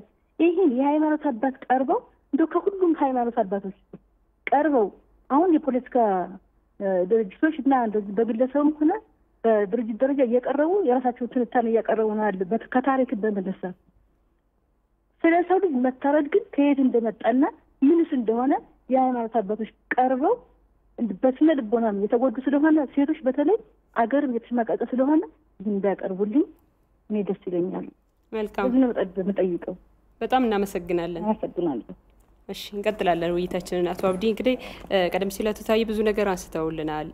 እንዴት ግልጽ ባልሆነ ቅንጅት ሲሰሩ እንደነበረና በኋላም ጥያቄ ሲመጣ ማን ምን እየሰራ እንደነበረ በጀርባ ግልጽ ነው ያነሱት ነገርና ዛሬ ግን ይህንን ግንኙነታቸውን ይፋ ማድረጋቸው ጥሩ አጋጣሚ ነው የሚል ነገር ከደዋያችንም ተነስቷል። እዚህ ለምን ይላሉ? I think almost ብዙ ነገር ተነስቷል። ዞሮ በዋናው ለኢትዮጵያና ለኢትዮጵያ ህዝብና ለኢትዮጵያዊነት ለኢትዮጵያ ህዝብና ለኦሮሞ ህዝብ ይሄ የነዚህ ሁለት ታሪካዊ ወንድማማቾች ማለት እጮች ጋብቻ ይፋ መሆኑ አብሮ ይኖሩትም ስለሆነ ማለት ነው ጋብቻ ይፋ መሆኑ ጠቃሚ ነው፣ እጅግ በጣም ጠቃሚ ነው። አንደኛ ሁሉም በያለበት የነዚህ መሰረታዊ አስተሳሰቦቻችን የህይወቶቻችን ጠላቶች እነማን እንደሆኑ እንዲያቅ በግልጽ እንዲረዳ የሚያደርግ አጋጣሚ ነው። የጋራ እሴታችን የሆነችዋን የጋራ ቤታችን የሆነችዋን ኢትዮጵያ ለማፍረስ ከታች ጀምሮ ገና ከስሪታቸው ጀምሮ ከጥንሰሳቸው ጀምሮ በዋነኛነት በከፍተኛ ዓላማ አድርጎ ሲሰሩ የነበሩ ቡድኖች ከመሰረቱም አብሮ የመጡ ቡድኖች መሆኑ መረዳቱ በጣም አስፈላጊ ይመስለኛል። ስለዚህ ለሁሉም ኢትዮጵያዊ ይሄ ግልጽ መውጣቱ ይሄን በግልጽ ተረድቶ ሀገሩን ለማስከበር የሀገሩን አንድነት ለመጠበቅ ለሚያደርገው ትግል ትልቅ ግባት ነው ብዬ አስባለሁ። ለትግሉም ደግሞ አስፈላጊ ይሄ መረዳት የመጀመሪያ 50% የችግር በሽታ መድኃኒት አይደለ? ችግርና መረዳት 50 ይሄን በግልጽ ማስቀመጣቸው እኮ በቃ 50% መፍትሄ ነው። አንድነታችንን ለማስከበር ሉዓላዊነታችንን ለማስከበር የግዛት አንድነታችንን ለማስጠበቅ ማለት ነው። ስለዚህ በአንደኛ ደረጃ በጣም መሰረታዊ ጠቃሚ ነገር ነው። ሁለተኛ ለትግራይ ህዝብና ለኦሮሞ ህዝብ ነው። በጣም አሁንም በመሰረታዊነት ለትግራይ ህዝብና ለኦሮሞ ህዝብ ይሄ ግልጽ መውጣቱ እጅግ በጣም ጠቃሚ ነው። ለኦሮሞ ህዝብ ቅድም ሲነሳ እንደነበረው ነው ራሱ ዋናው የኦሮሞ ህዝብ የልማቱ እንቅፋት የትግሉ እንቅፋት የመልካም አስተዳደሩ እንቅፋት ፍትህ አጥቶ የኖረበት ፍትህ እንዳያገኝ አድርጎ ያስኖረው ማን እንደሆነ ከማን ጋር ተቀናጅቶ እንደሆነ በግልጽ በጋድ አደባባይ ለሚያወጣው ሰው ጠላቱን የሚረዳበት ጊዜ ነው ማለት ነው። ከውስጡ ወጥተው ሁልጊዜ ምንድነው ጌታዊ ወዳጄን ጠብቅልኝ ለጠላቴ ነው ያለው። ከውስጡ ወጥተው በስሙ ነግዶ ሲያስገድለው ሲያሰድደው እሴቶቹን ስንድ ክብሩን ሲያዋርድ የነበረው ማን እንደሆነ ለኦሮሞ ህዝብ ግልጽ ነው ማለት ነው። ይሄንን ጋብቻ በአደባባይ ይፋ ማውጣታቸው ለኦሮሞ ህዝብ ቀጣይ የኑሮ መንገድ፣ ቀጣይ የትግል መንገድ፣ ቀጣይ ተሳትፎ እጅግ በጣም መሰረታዊ ነገር ይመስለኛል። የኦሮሞ ወጣቶችም ለኦሮሞ ወጣቶች ከመደናገር እነዚህ ሁለት ቡድኖች ተቀናጅተው በታሪካቸው ተቀናጅተው በድብቅ ሲሰሩ የነበሩትን ዛሬ ይፋ ማውጣታቸው ያንን ሁሉ መደናገር የፈጠረበት የሴራው ባለቤት የፕሮጀክቱ አባት ማን እንደሆነ ግልጽ የሚያደርግለት ስለሆነ የኦሮሞን ህዝብ ወጣትም አሁን ወደ ራሱ ግንባታ ወደ ሀገሩ ግንባታ ራሱን ከኢኮኖሚ ከእውቀት ከስነ ምግባር ከዚህ መደናገር ወጥቶ ራሱን ቢልድ የሚያደርግበትን ኦፖርቹኒቲ የሚፈጥርለት እድል ስለሆነ ምክንያቱም ራሱ ነው ጠላት እኔ ነኝ ብሎ ይፋ ያደረገው ኤግዛክትሊ ግልጽ አድርጎ ነግሮታል። እየነገርሽኝ እንግዲህ መቼስ ጠላትነትሽን እየነገርሽኝ አንድ ማድጋ አንቺ ጋር መቀርብበት ምክንያት አይኖርም። መርዛ ቅርበሽ እንደምታቀርብኝ የሚጠበቅ ስለሆነ ማለት ነው ነግሮታል። አሁን ግልጽ ነው። ይሄ በጣም በጣም በጣም ለኦሮሞ ወጣት ጠቃሚ ነው። በጣም በተመሳሳይ ቋንቋ ለትግራይ ህዝብ ወጣትም እጅግ በጣም ጠቃሚ ነው። ይሄ ቡድን በትግራይ ህዝብ ስም የሚምለው የቲፒኤልኤፍ ቡድን ምን አይነት ስራ እዚች ሀገር ላይ የሰራ ከኢትዮጵያዊ ወንድምና እህቶቹ ጋር ሲያጣላው እንደኖረ በምን አይነት ፕሮጀክት ኢትዮጵያን ሀገር ሲያስተዳድር እንደሆነ ያ ስራ ፕሮጀክቱ ደግሞ በዚች ሀገር ውስጥ የትግራይ ህዝብ ያለው ሚና በምን ያክል ደረጃ እንዳንኳሰሰ በዚች ሀገር ታሪክ ውስጥ እቺን ሀገር በመገንባት ውስጥ እዚች ሀገር ኢኮኖሚ ውስጥ በዚች ሀገር በአጠቃላይ ሁለንተናዊ ስሪቷ ውስጥ የትግራይን ህዝብ ቫልዩ በምን ያክል ደረጃ ዲግሬድ ያደረገ ቡድንና በምን ያክል ደረጃ ወርዶ የሽብር ተግባር የሚፈጽም ቡድን እንደሆነ በግልጽ የሚያሳየው ስለሆነ ለትግራይ ህዝብም ለትግራይ ወጣትም የማንቂያ ደውል ይመስለኛል። ግልጽ የማንቂያ ደውል ነው። ይሄንን ማየትና መረዳት በግልጽ አደባባይ ላይ ወጥቶ ይሄን ይፋ ማድረጋቸው ለትግራይ ህዝብ ወጣት፣ ለትግራይ ህዝብ አባት፣ ለትግራይ ህዝብ እናት እጅግ በጣም መሰረታዊ ነገር ይመስለኛል። ኢትዮጵያዊ ወንድሞቹ ጋር የነጠሉትን ቡድኖች እና ማን እንደሆኑ ማንነታቸውን በይፋ የሚነግረው አንዱ ተግባር ስለሆነ ማለት ነው። ስለዚህ ይሄ የጋብቻቸውን በአደባባይ ማምጣታቸው በነገራችን ላይ እኔ አንዳንድ ጊዜ እንደዛ ላለው ያው ኢትዮጵያ ዲቫይን ኢንተርቬንሽን አላት ብያምናለሁ። ፐርሰናል ቢሆንም ማለት በጣም ብዙ አደጋዎችን መጥቶባታል። ብዙ የመፍረስ ሊያፈርሷት የሚፈልጉ ኃይሎች፣ ሊወሯት የሚፈልጉ ኃይሎች፣ እሴቶቿን ሊንዱ የሚፈልጉ ከውጭም በተለያዩ ጊዜ በተለያዩ የታሪክ አጋጣሚዎች አስተናግደናል። ከአድዋ ጀምረን ማለት ነው። ከአድዋ ጀምረን ያሉንን የኛነታችንን ሉዓላዊን ክብራችንን የሚዳፈር የሞራላችን ከዛ መምጣቱ አይደለም። የጂኦግራፊ ጉዳይ ብቻ አይደለም። መጥቶ ቅኝ ገዝቶ ማንነትን ነው የሚንደው። የቫልዩ ኮሌክቲቭ ቫልዩአችንን ኮሌክቲቭ ድሪማችንን የሚያፈርስ ከፋፋይ የሆነ ኃይል ነበር ከመጀመሪያም ጀምሮ። ኢትዮጵያ በዚህ ሁሉ ሂደት ውስጥ ዛሬም አለች። እነዚህ ከውስጥ የወጡትም ሊያፈርሷት፣ ልንዷት፣ ሊሸረሽሯት ብዙ ነገር ሊያደርጓት የነበሩ ኃይሎችም ዛሬም እዚህ ደረጃ መጣው። አሁንም ኢትዮጵያ እግዚአብሔር ኃይል አላትና ይሄንን ፕሮጀክት ይፋ ማውጣታቸው ራሱ አንዱ ላንድና ለመጨረሻ ጊዜ እነዚህን የኢትዮጵያ እጤዎችን የምንገላገልበትን ኦፖርቹኒቲ የፈጠረ ይመስለኛል። የኢትዮጵያን ህዝብ ክሊር የትግል አቅጣጫውን ግልጽ ያደረገለት ይመስለኛል። ጥሩ አቶ ታዬ ከተመልካቾች ከደዋዮች የተነሱ ጥያቄዎችን መልስና ወደ ማጠቃለያ ሀሳብ እንሄዳለን። አንድ ከአዲስ አበባ አቶ አድማሱ የሚባሉ ደዋዮችን ያነሱት ምንድነው ከዚህ ኢትዮጵያዊነት ወይ ማንነትን ከሚያኳስስ ሀሳብ ጋር ተያይዞ ራሳቸው ባዘጋጁት ህግና ስርዓት ለምሳሌ አንቀጽ 39 አንስተው ነበረ ህዝቦች እንዲነጣጠሉ እስከ መገንጠል የሚለው ነገር ራሱ ቢስተካከልስ ይሄንንስ ምንድነው እየታሰበ ያለው ለቀጣይ የሚል ነገር ኢትዮጵያዊነት እንዲጎለብት የሚያደርጉ ስራዎች ምንድነው የታሰበ የሚል ጥያቄ አንስተው ነበር። እሱን መልስ እሱ ጥያቄ መጀመሪያም ኢትዮጵያ ውስጥ ችግር ካለ ችግሩ መፈታት አለበት፣ እኩልነት መምጣት አለበት፣ ነፃነት መስፈን አለበት ማለት ይጠበቃል ማለት ነው። ዛሬም የፍትህ ችግሮች አሉ። በአንዳንድ አካባቢዎች የዲሞክራሲም ችግሮች አሉ።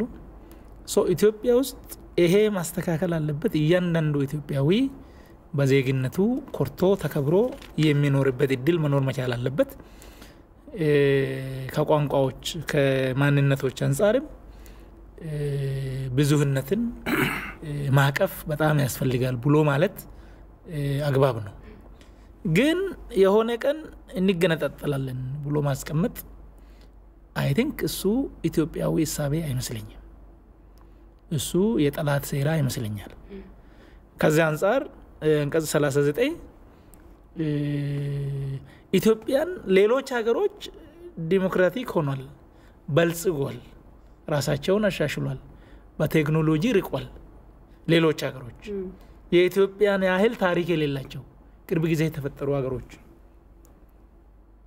ራእያችን ከብልጽግና ጋር ለምን አልሆነም ራእያችን ከወንድማማችነት ከዲሞክራሲ ከነጻነት ጋር ለምንድነው ያልሆነው ለምንድነው የሆነ ቀን አንስማማም እና ሳንስማማ ሲንቀር ደግሞ እንገንጠል ብለን የመገንጠል አማራጭ የምናስቀምጠው እሱ በእሳቤ ደረጃ ማየት ነው ከዛ ባሻገር ግን ኢትዮጵያን ህገ መንግስት ነው አሁን መከበር አለበት ሲባል ግን ኢትዮጵያ መገንጠል የሚፈልግ የኢትዮጵያ አካል ከቡድኖች ባሻገር እነዚህ አሸባሪዎች ሊያስቡ ይችላሉ ህዝቡ በዚህ ደረጃ ያስብም መሻሻል ያለበት ህገ መንግስቱን ተከትሎ ይሻሻላል ህገ መንግስት ነው አሁን በርካታ ነገሮች እዛ ውስጥ ይዟል በእሳቤ ደረጃ የህዝብ ሉዓላዊ ስልጣን አንቀጽ 8 ላይ ተቀምጧል አንቀጽ 9 ህገ መንግስቱ የበላይ ነው ይላል በርካታ የሰብአዊ መብቶች ዲሞክራሲያዊ መብቶች እና ፖሊሲዎች የተቀመጡበት ነው ህገ መንግስቱ አለ ግን መሻሻል ያለበት ህገ መንግስት ወይም ሌላም ህግ የሚናወጣው ሊያጠፋን አይደለም ማንኛውም ህግ ሊንጠፋበት አይደለም የምንደነግገው ሊንጠፋበት ሳይሆን ልንታደግበት ነው ከጥፋት ለምሳሌ አሁን ሌባ ይቀጣል ዝርፊያም ያስቀጣል ለምንድን ነው አላማ አለው ሰው ለፍቶ ጥሮ ግሮ ያገኘው ሀብቱ ወይ በሌባ ወይ በዘራፊ እንዳይወሰድበት ጥበቃ እንዲደረግለት ነው እኔም እፈልጋለሁ አንቺም ትፈልጋለሽ መብቱን እሱም ይፈልጋል የንብረት ጥበቃ ስለዚህ ህግ ስናወጣ ልንጠፋበት አይደለም ፖሊሲው ምንድነው አላማው ራሱ የሚለውን ህዝቦችን አንድ ላይ ለማምጣት ነው ተብሏል ህዝቦችን አንድ ላይ የሚያመጣው እሱ አልነበረም ህዝቦችን አንድ ላይ የሚያመጣው የእኩልነት ጥያቄዎች ነበሩ የነጻነት ጥያቄዎች ነበሩ እዛ ላይ ደግሞ የወንድማማችነት ስሜት እሴት መጨመር ነበረበት እሱን ወደ ኋላ አረጉና የመገንጠል አስቀምጡ እኩልነት አሉ እሱንም አላደረጉም ነጻነት አሉ እሱንም አላደረጉም መገንጠል አሉ እሱን በዚህ ደረጃ ነው ሀገራዊ እሳቤ ሲቀረጽ ስለ ነጻነት ስለ እኩልነት ሰው ሲታገል መጀመሪያ ይሄ ሐሳብ ሲፈጠር ነጻነት ኖሮ እኩልነት ኖሮ ወንድማማችነት ከሌለ ሁለቱም ሊኖሩ አይችሉም እኛ እንደ ኢትዮጵያ የምንፈልገው የሀገራችንን አንድነት እንፈልጋለን እኩልነት እንፈልጋለን በግል ደረጃ በቡድን ደረጃም እኩል መታየት እንፈልጋለን እያንዳንዳችን ነፃ ሆነን መንቀሳቀስ እንፈልጋለን ያ ብቻ ግን አይበቃም የኔ ችግር ለሌላው ካልተሰማው እኔ ብቻዬን ምንድነኝ ምን መሆን ይችላል ሌብነትን መከላከል የምንችለው እኮ በጋራ ነው ዝርፊያን መከላከል የምንችለው በጋራ ነው በጣም በርካታ ነገሮች ሁሉም ኦልሞስት ሁሉም ነገር የአንዱ ጉዳይ የሌላውን ጉዳይ ካልሆነ እሱ ደግሞ የሚያመጣው ሊመጣ የሚችለው በወንድማማችነት አስተሳሰብ ውስጥ ስለሆነ እሱ ነው የሚያስፈልገን ህገ መንግስቱ አሁን አለ በርካታ መልካም ነገሮች አሉበት መሻሻል ያለባቸው እሾችም አሉ መንገዱን ተከትለን ህጋዊ መስመሩን ተከትለን ልናደርገው እንችላለን ዋናው ቁልፍ ጉዳይ አስተሳሰባችን መቀረጽ ነው እያንዳንዳችን ስለ ኢትዮጵያ አንድነት ምንድነው የምናስበው እያንዳንዳችን በኢትዮጵያ ውስጥ ስላለው ብዝህነት ማቀፍ ምንድነው የምናስበው በቤታችን ደረጃ ልጆቻችንን እንዴት ነው የምናስተምረው ስለ ሀገር ፍቅር እንዴት ነው የምናስበው እሱን ማየት ነው እያንዳንዳችን በዛ ደረጃ ማሰብ ነው ህጋችንን ግን እያሻሻልን እያጎለበትን መሄድ እንችላለን ሌላው ጉዳይ አይ ቲንክ ቅድም ከውጭ እንትኖች ከጥቅም ጋርም ተያይዞ አሁን እነዚህ የሁለቱ እንትኖች ብዙ አንስተናል አሁን ወያኔ ብዙ ሰው ያውቀዋል ብዙ ሰው የ5 አመት የ10 አመት ልጆችም ያውቁታል ምን ሲያረግ እንደነበረ የማይታወቀው በፖለቲካ አክተር ስላልነበረ በዚህ ሀገር ሸኔ ነው ይሄ ሸኔ ምን ሆኗል አሁን ሸኔ ወያኔ ወንድም መሆኑን ነገረን ኢትዮጵያውያን ከጫፍ እስከ ጫፍ ሸኔና ወያኔ ሸኔ ማን ነው የሚለውን ሰው አይጠይቅም ወያኔ የነበረው አይነት መልክ ያለው ወያኔ የነበረው አይነት ባህሪ ያለው መሆኑን ሁሉም ኢትዮጵያዊ ይገነዘባል የኢትዮጵያ ጻር መሆኑን እያንዳንዱ ከትንሽ እስከ ትልቅ ያውቀዋል ስለዚህ ለትግል ያመቻል ይሄ እሱ ግልጽ መሆን ያስፈልጋል ከዛ በተጨማሪ ከትምርት ጋር ተያይዞም ትምርት ቤት በነበርንበት አብዲም ነበረ ትንሽ እሱ ላይ የቀረ ነገር አለ የኦሮሞ ወጣት እንዳይማር በርግጥ ወያኔ ትምርት ፖሊሲውን አበላሽ የትምርት ፖሊሲው ምንድነው ሲል የነበረው እሱ 12ኛ ክፍል ከጨረሰ ምን ያስፈልጋል ዲፕሎማና ዲግሪ መምራት ይችላል ነው ዋናው ቁልፉ ጉዳይ ለድርጅቱ መታመን ነው ብቃት አያስፈልግም ስርዓት አያስፈልግም ዋናው ቁልፉ ጉዳይ ቲፒኤልኤፍን ማመን መውደድ እና ለሱ ቁርጠኛ መሆን ነው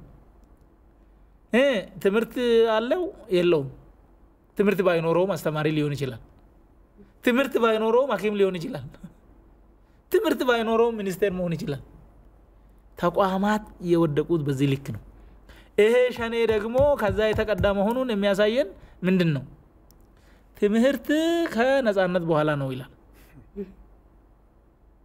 ትምህርት ከነጻነት በኋላ ነው ይላል በዛው በወደቀው የትምህርት ፖሊሲ ውስጥ ራሱ የተወሰነ እንኳን ሰው እንዳይማር ሰው ስለሱ ብቻ እንዲያስብ ያደርጋል ትግሉን የጀመሩት ሰዎች ግን እነ ጀነራል ታደሳ ብሩ ትልቁ ቁልፍ ትግል መማር ነው ቁልፍ ትግል መማር ነው ሰው የራሱን ጉዳይ ማውቆ ለሌላው መትረፍ የሚችለው ሲያውቅ ነው ይላል ትግል ማለት እሱ ነው ይላል ሸኔ ደግሞ ምንድነው የሚለው ትምህርት ከትግል በኋላ ነው ከነጻነት በኋላ ነው ይሄ ይናበባል ምንም ማሰብ ጌታቸው ያ የተሳካ መስሎት ነው አሁን እንደፈለገ የሚናገረው የሚያስብ በምክንያት የሚያሰላ የለም ትምህርት ፖሊሲያችን ለ27 አመታት በዛ ደረጃ ሰርቷል የማያስብ ሰው ፈጥረናል የኛ አሽከር ሸኔም በኦሮሚያ ክልል ሲሰራ የነበረው መማሪያ ያስፈልግም ምን ያደርጋል ብሎ ሲል ስለነበረ አሁን የሚያስብ ሰው የለም ብሎ ነው የሚያወራው ተሳክቶልናል ብሎ ነው ፎርቹኔትሊ አልተሳካም እና እሱን ምንድነው እኔ አንድ ጊዜ አብዲም ያቃል 99 ላይ ችግር ተፈጥሮ በዚህ በጉሙዝና በወለጋ በኩል ግጭት እንዲፈጠር ተደረገ ህዝብ ለህዝብ እንዲጋጭ በሴራ እዚህ ያለው ተማሪ ደግሞ ሰልፍ እንውጣ እንረብሽ የሚል መጣ ነገሳ የሚባል አሁን ውጪ ነው ያለው ተነጋግረን ረብሻ አታርጉ ይሄ ጉዳት ያመጣል ምንም ጥቅም የለውም አለን ልጆቹ ሰሙንና ኦፍ ኮርስ የነሱ ተላላኪዎች በሎጂክ ስላሳመንን በምክንያት ስላሳመንን ተውት ሰልፉ ሌላ ጊዜ ደግሞ የሆነ ነገር ኦሮሞን የሚያናድድ ጽፎ ዶርም አካባቢ ለጠፉና ይሄው እንደዚህ ሰደቡን የሰደበን ደግሞ ነፍጠኛ ነው የሚል ያው የወያኔ ሴራ መሆኑን እኛ እናቃለን ያንን ለጠፉና የነዚህ ኦነግነን የሚሉ ደግሞ እዛ ያንን እያሳዩ ልጆች እየጠሩ ለመረበሽ ተዘጋጁ ወረቀቱን ከዛ ቀደድንና ልጆቹም ይሄ አጀንዳ የወያኔ ነው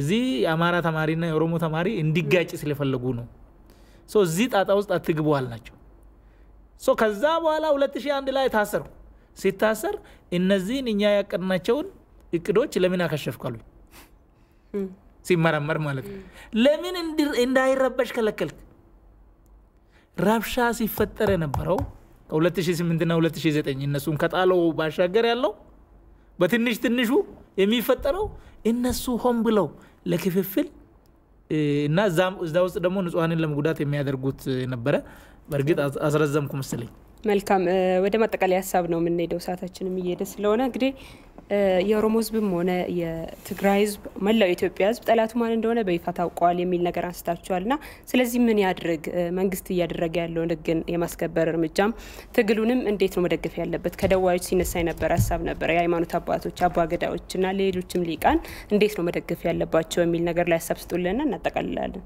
እሺ አመሰግናለሁ እንግዲህ በቃ ቅድም እንዳልነው ነው ልክ በሕክምና ሳይንሱም እንዳለው በማህበራዊ ሳይንሱ የሚታወቀው ችግርን በሽታን መጀመሪያ ኮዙን ከመሰረቱን ምክንያቱን ከመረመርሽ ዲያግኖስ እንትን አድርገሽ ካገኘሽው ችግሩ የቱ ጋር እንደሆነ ካገኘሽው በኋላ መፍትሄው ብዙም የሚከብድ አይሆንም ማለት ነው እንዴት የኢትዮጵያ መሰረታዊ ችግር የኢትዮጵያዊነት የጋራ ራዕይ የኮሌክቲቭ ድሪም እንደ ኢትዮጵያዊነት አንድ ላይ ያቆሙንን አንድ ላይ የሚያቆሙንን እንደ ኢትዮጵያዊ የጋራ አርጎ የማንተዋወቀው የተለያዩ ማህበረሰብን ለምሳሌ እኔ ማላቆው የሆነ ኢትዮጵያ ኤሪያ ውስጥ ያለው ወንድሜ የሚኖርበትን ለሱ ጉዳት የሚያመኝበትን የኔ ጉዳት እሱን እንዲያመኝ አርገን የኖርንበት የጋራ እሴት አለን ኮሌክቲቭ ድሪም አለን የጋራ ቫልዩ አለን ይሄንን የጋራ ቫልዩ እንዳይኖረን አርጎ እንዲሸረሸር አርጎ የተበታተነ ድሪም እንዲኖረን ኢትዮጵያውያን በብሔር ብሔረሰብ ደረጃም ሆነ በግለሰብ ደረጃ የጋራ ራዕይ እንዳይኖረን የጋራ እይታ ልካው ለምሳሌ የአሜሪካን ድሪምስ እንደምንለው አሜሪካን ድሪምስ ብለውን አሜሪካኖች የጋራቸውን እንደ አሜሪካዊ የሚያዩት ከነጻነት አንፃር ከዲሞክራሲ አንፃር ከኢኮኖሚ አንፃር የጋራ ቫልዩ አላቸው ይሄንን የጋራ ቫልዩ እንዳይኖረን የጋራ ህልም እንዳይኖረን እንደ ሀገር ስንሸረሸር ነው የኖርነው ሲሸረሽሩ ነው የኖሩት እዚህ ደርሰናል አሁን ለመሰብሰብ ትግል እየተደረገ ነው ያንን ሴራቸውን አፈርሶ የኢትዮጵያ ህዝብ የጋራ ትግል ያንን ሴራቸውን አፈርሶ ያን የጋራ ድሪማችንን ምንገነባበት ወደ ጋራ እይታ ምንመጣበት የተስፋይቱ ማማ አርገን ኢትዮጵያን ወደምንሄድበት የጋራ ብልጽግና ዲሞክራሲ እንድንሄድ እየሰራን ነው የምንገኛለን በዚህ ውስጥ አሁንም ያን እንዳናሳካ ፈተናው ነው የቆሙ የሌላ የአፍራሽ ኃይሎች የተለያዩ ስትራቴጂክ ጥቅም ያላቸው ታክቲካል ጥቅም ያላቸው ኃይሎች ከጎረቤቶቻችን ጀምረን በፖሊሲ ደረጃ ተላይተን ነው ናቸው አባይን በተመለከተ እነሱ ያዙት ፖሊሲና ኢትዮጵያ ደግሞ ያዘችው ፖሊሲ አዘማትርፍ ፖሊሲ ተላይተን ነው ናቸው ሂስቶሪካሊ ተላይተን ለብዙ አመታት ነው ናቸው ኃይሎች አሉ ከነዚህ ኃይሎችና ሌሎች ጂኦፖለቲካል ፍላጎትና ጥቅም ያላቸው ከሀገራችን አቀማመጥና ታሪኩ አንፃር እነዚህ ኃይሎች ተደምሮ አሁንም እነዚህ የጋራ እሴቶቻችን የጋራ ራዕያችን እንዳንገነባ ፈተና ውስጥ ከተውናል ይሄንን ፈተና የተወሰነች ትንሽ ፈተናዎቹን ያሸነፈን መጣናል ትንሽ ሆነ ነው ያለችው እሱን አሁን የኢትዮጵያ ህዝብ በጋራ እየታገለው ይገኛል ግልጽ ነው በጦር ሜዳ የሚታገለው በጦር ሜዳ የታገለ ነው ከጦር ሜዳ ወዲህ በአካል ከሚታገለው ወዲህ ያው ሰሞኑን ሁሉም እንደሚታወቀው ነው ስለሆነ ኢትዮጵያውያን በሙሉ በጋራ እይታ በጋራ ህልም የጋራ ሀገራቸውን በማንኛውም መንገድ በህይወት በአካል በንብረት በማንኛውም መንገድ ታግሎ ያቆዩአቸውን አባቶቻቸውን ሂስትሪ ታግሎ ያስቀጥላሉ ይሄን እንዲያርጉ ጥሪ ነገር ባለው አመሰግናለሁ በጣም እናመሰግናለን አቶ አብዲ አቶ ታዬ አጭር ማጠቃለያ ሐሳብ ይስጡልንና እናጠቃል እንደ ህዝብም እንደ ሀገርም ብዙ ነገሮች እንፈልጋለን መበልጸግ እንፈልጋለን በቴክኖሎጂ በኢኮኖሚ በማህበራዊ እሴቶች እንፈልጋለን ሉዓላዊነት እንፈልጋለን ግን ቁልፉ ጉዳይ ሀገር ነው የምንፈልጋቸው ነገሮች ሊሆኑ የሚችሉት በሀገር ላይ ነው ነጻነት መፈለግ እንችላለን እኩልነት መፈለግ እንችላለን ግን ሀገር መኖር አለበት ስለዚህ ኢትዮጵያውያን በሀገር ጉዳይ ላይ ያለምንም ማወላወል አንድ ላይ ሆኖ መታገል መስራት አለባቸው እሱ አንድ ነው ከያንዳንዳችን ደግሞ ምን ይጠበቃል አንደኛ ከናንተ አሁን በዚህ ደረጃ እንድንወያይ ማዘጋጀታችሁ አላፊነታችሁ ነው ስራ ነው ሌላም ጋዜጠኛ በዚህ ልክ ቢሰራ ጥሩ ነው ያንዳንዱ ኢትዮጵያዊ ለሰላም ንቁ መሆን አለበት ለሰላም ንቁ መሆን አለ እዚህ ጋር ችግር አለ እዚህ ጋር ክፍተት አለ መዘናጋት ይታያል አካባቢያችንን የምንኖርበትን ማን ነው ያለው የሚኖረው ከየት ነው የመጣው ምንድነው የሚሰራው መታወቅ አለበት እርስ በርስም መታወቅ አለበት ሌላ ባይድ ከመጣ ማየት ነው እብድ የመሰለ ቀይስ የመሰለ ሼክ የመሰለ አገር ሊያቃጥል ይችላል የሁለቱ እንትኖች ሴራው በዚህ ደረጃ ይሄዳል እያንዳንዱ ሰው በስራ ቦታው በሚኖርበት በመንገዱ ንቁ መሆን መቻል አለበት እያንዳንዱ ኢትዮጵያዊ ውጪም ያለው ውስጥም ያለው ሌላው ጉዳይ መከላከያው አገራችንን ከፈለግናት በፍላጎት ብቻ መጠበቅ አይቻልም አቂም ያለው ያንን ከውጪም ከውስጥም የሚሰነዘሩ ጥቃቶችን መመከት የሚችል ኃይል ያስፈልገናል ያ መከላከያ ነው መከላከያችንን በሐሳብም በማቴሪያልም በምንም እሱን ለማጠናከር እያንዳንዱ ዜጋ መስራት መቻል አለበት የጸጥታ ተቋማት ፖሊሳችንን እሱን በክብር ማየት ያስፈልጋል ሌላው በሀገራችን ምርት መኩራት ነው ምክንያቱም ወሳኝ ጉዳይ ስለሆነ እነዚህ ከውጪ እንትን የሚሉት እንትን ሊያሳጥሩብን ይችላል እርዳታ ልናጣ እንችላለን ብድር ልናጣ እንችላለን ጫና ሊመጣ ይችላል የውጭ ምንዛሬ ጥረት ሊያጋጥመን ይችላል በርግጥ ወያኔ የሰራው ተንኮል አንዱ ሀገራዊ ምርቶች እንዲመክኑ ሀገራዊ ቴክኖሎጂዎች እንዲመክኑ ማጭድ ከውጪ ያመጣን ነው አሁን እውቀቱ ያላቸው ማምረት መቻል አለባቸው በሀገራችን ምርት መኩራት መቻል አለብን የሚጠጣ የሚበላ የሚለበስ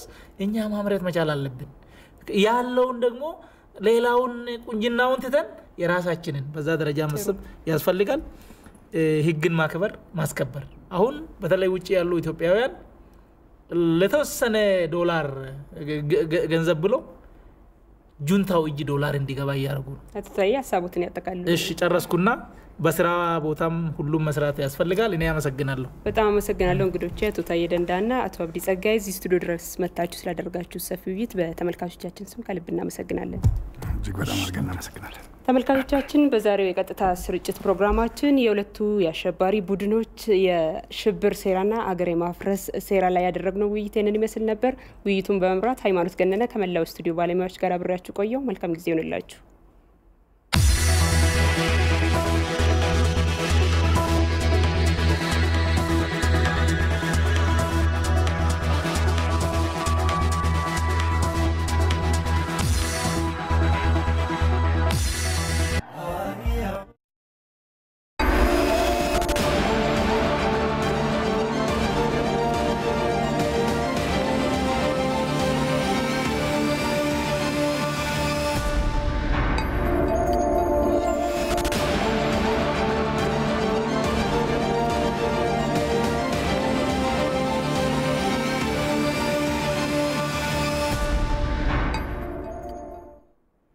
ጤና ይስጥልን ክቡራን ተመልካቾቻችን ይህ የቀይ መስመር ፕሮግራማችን ነው በዛሬው ፕሮግራማችን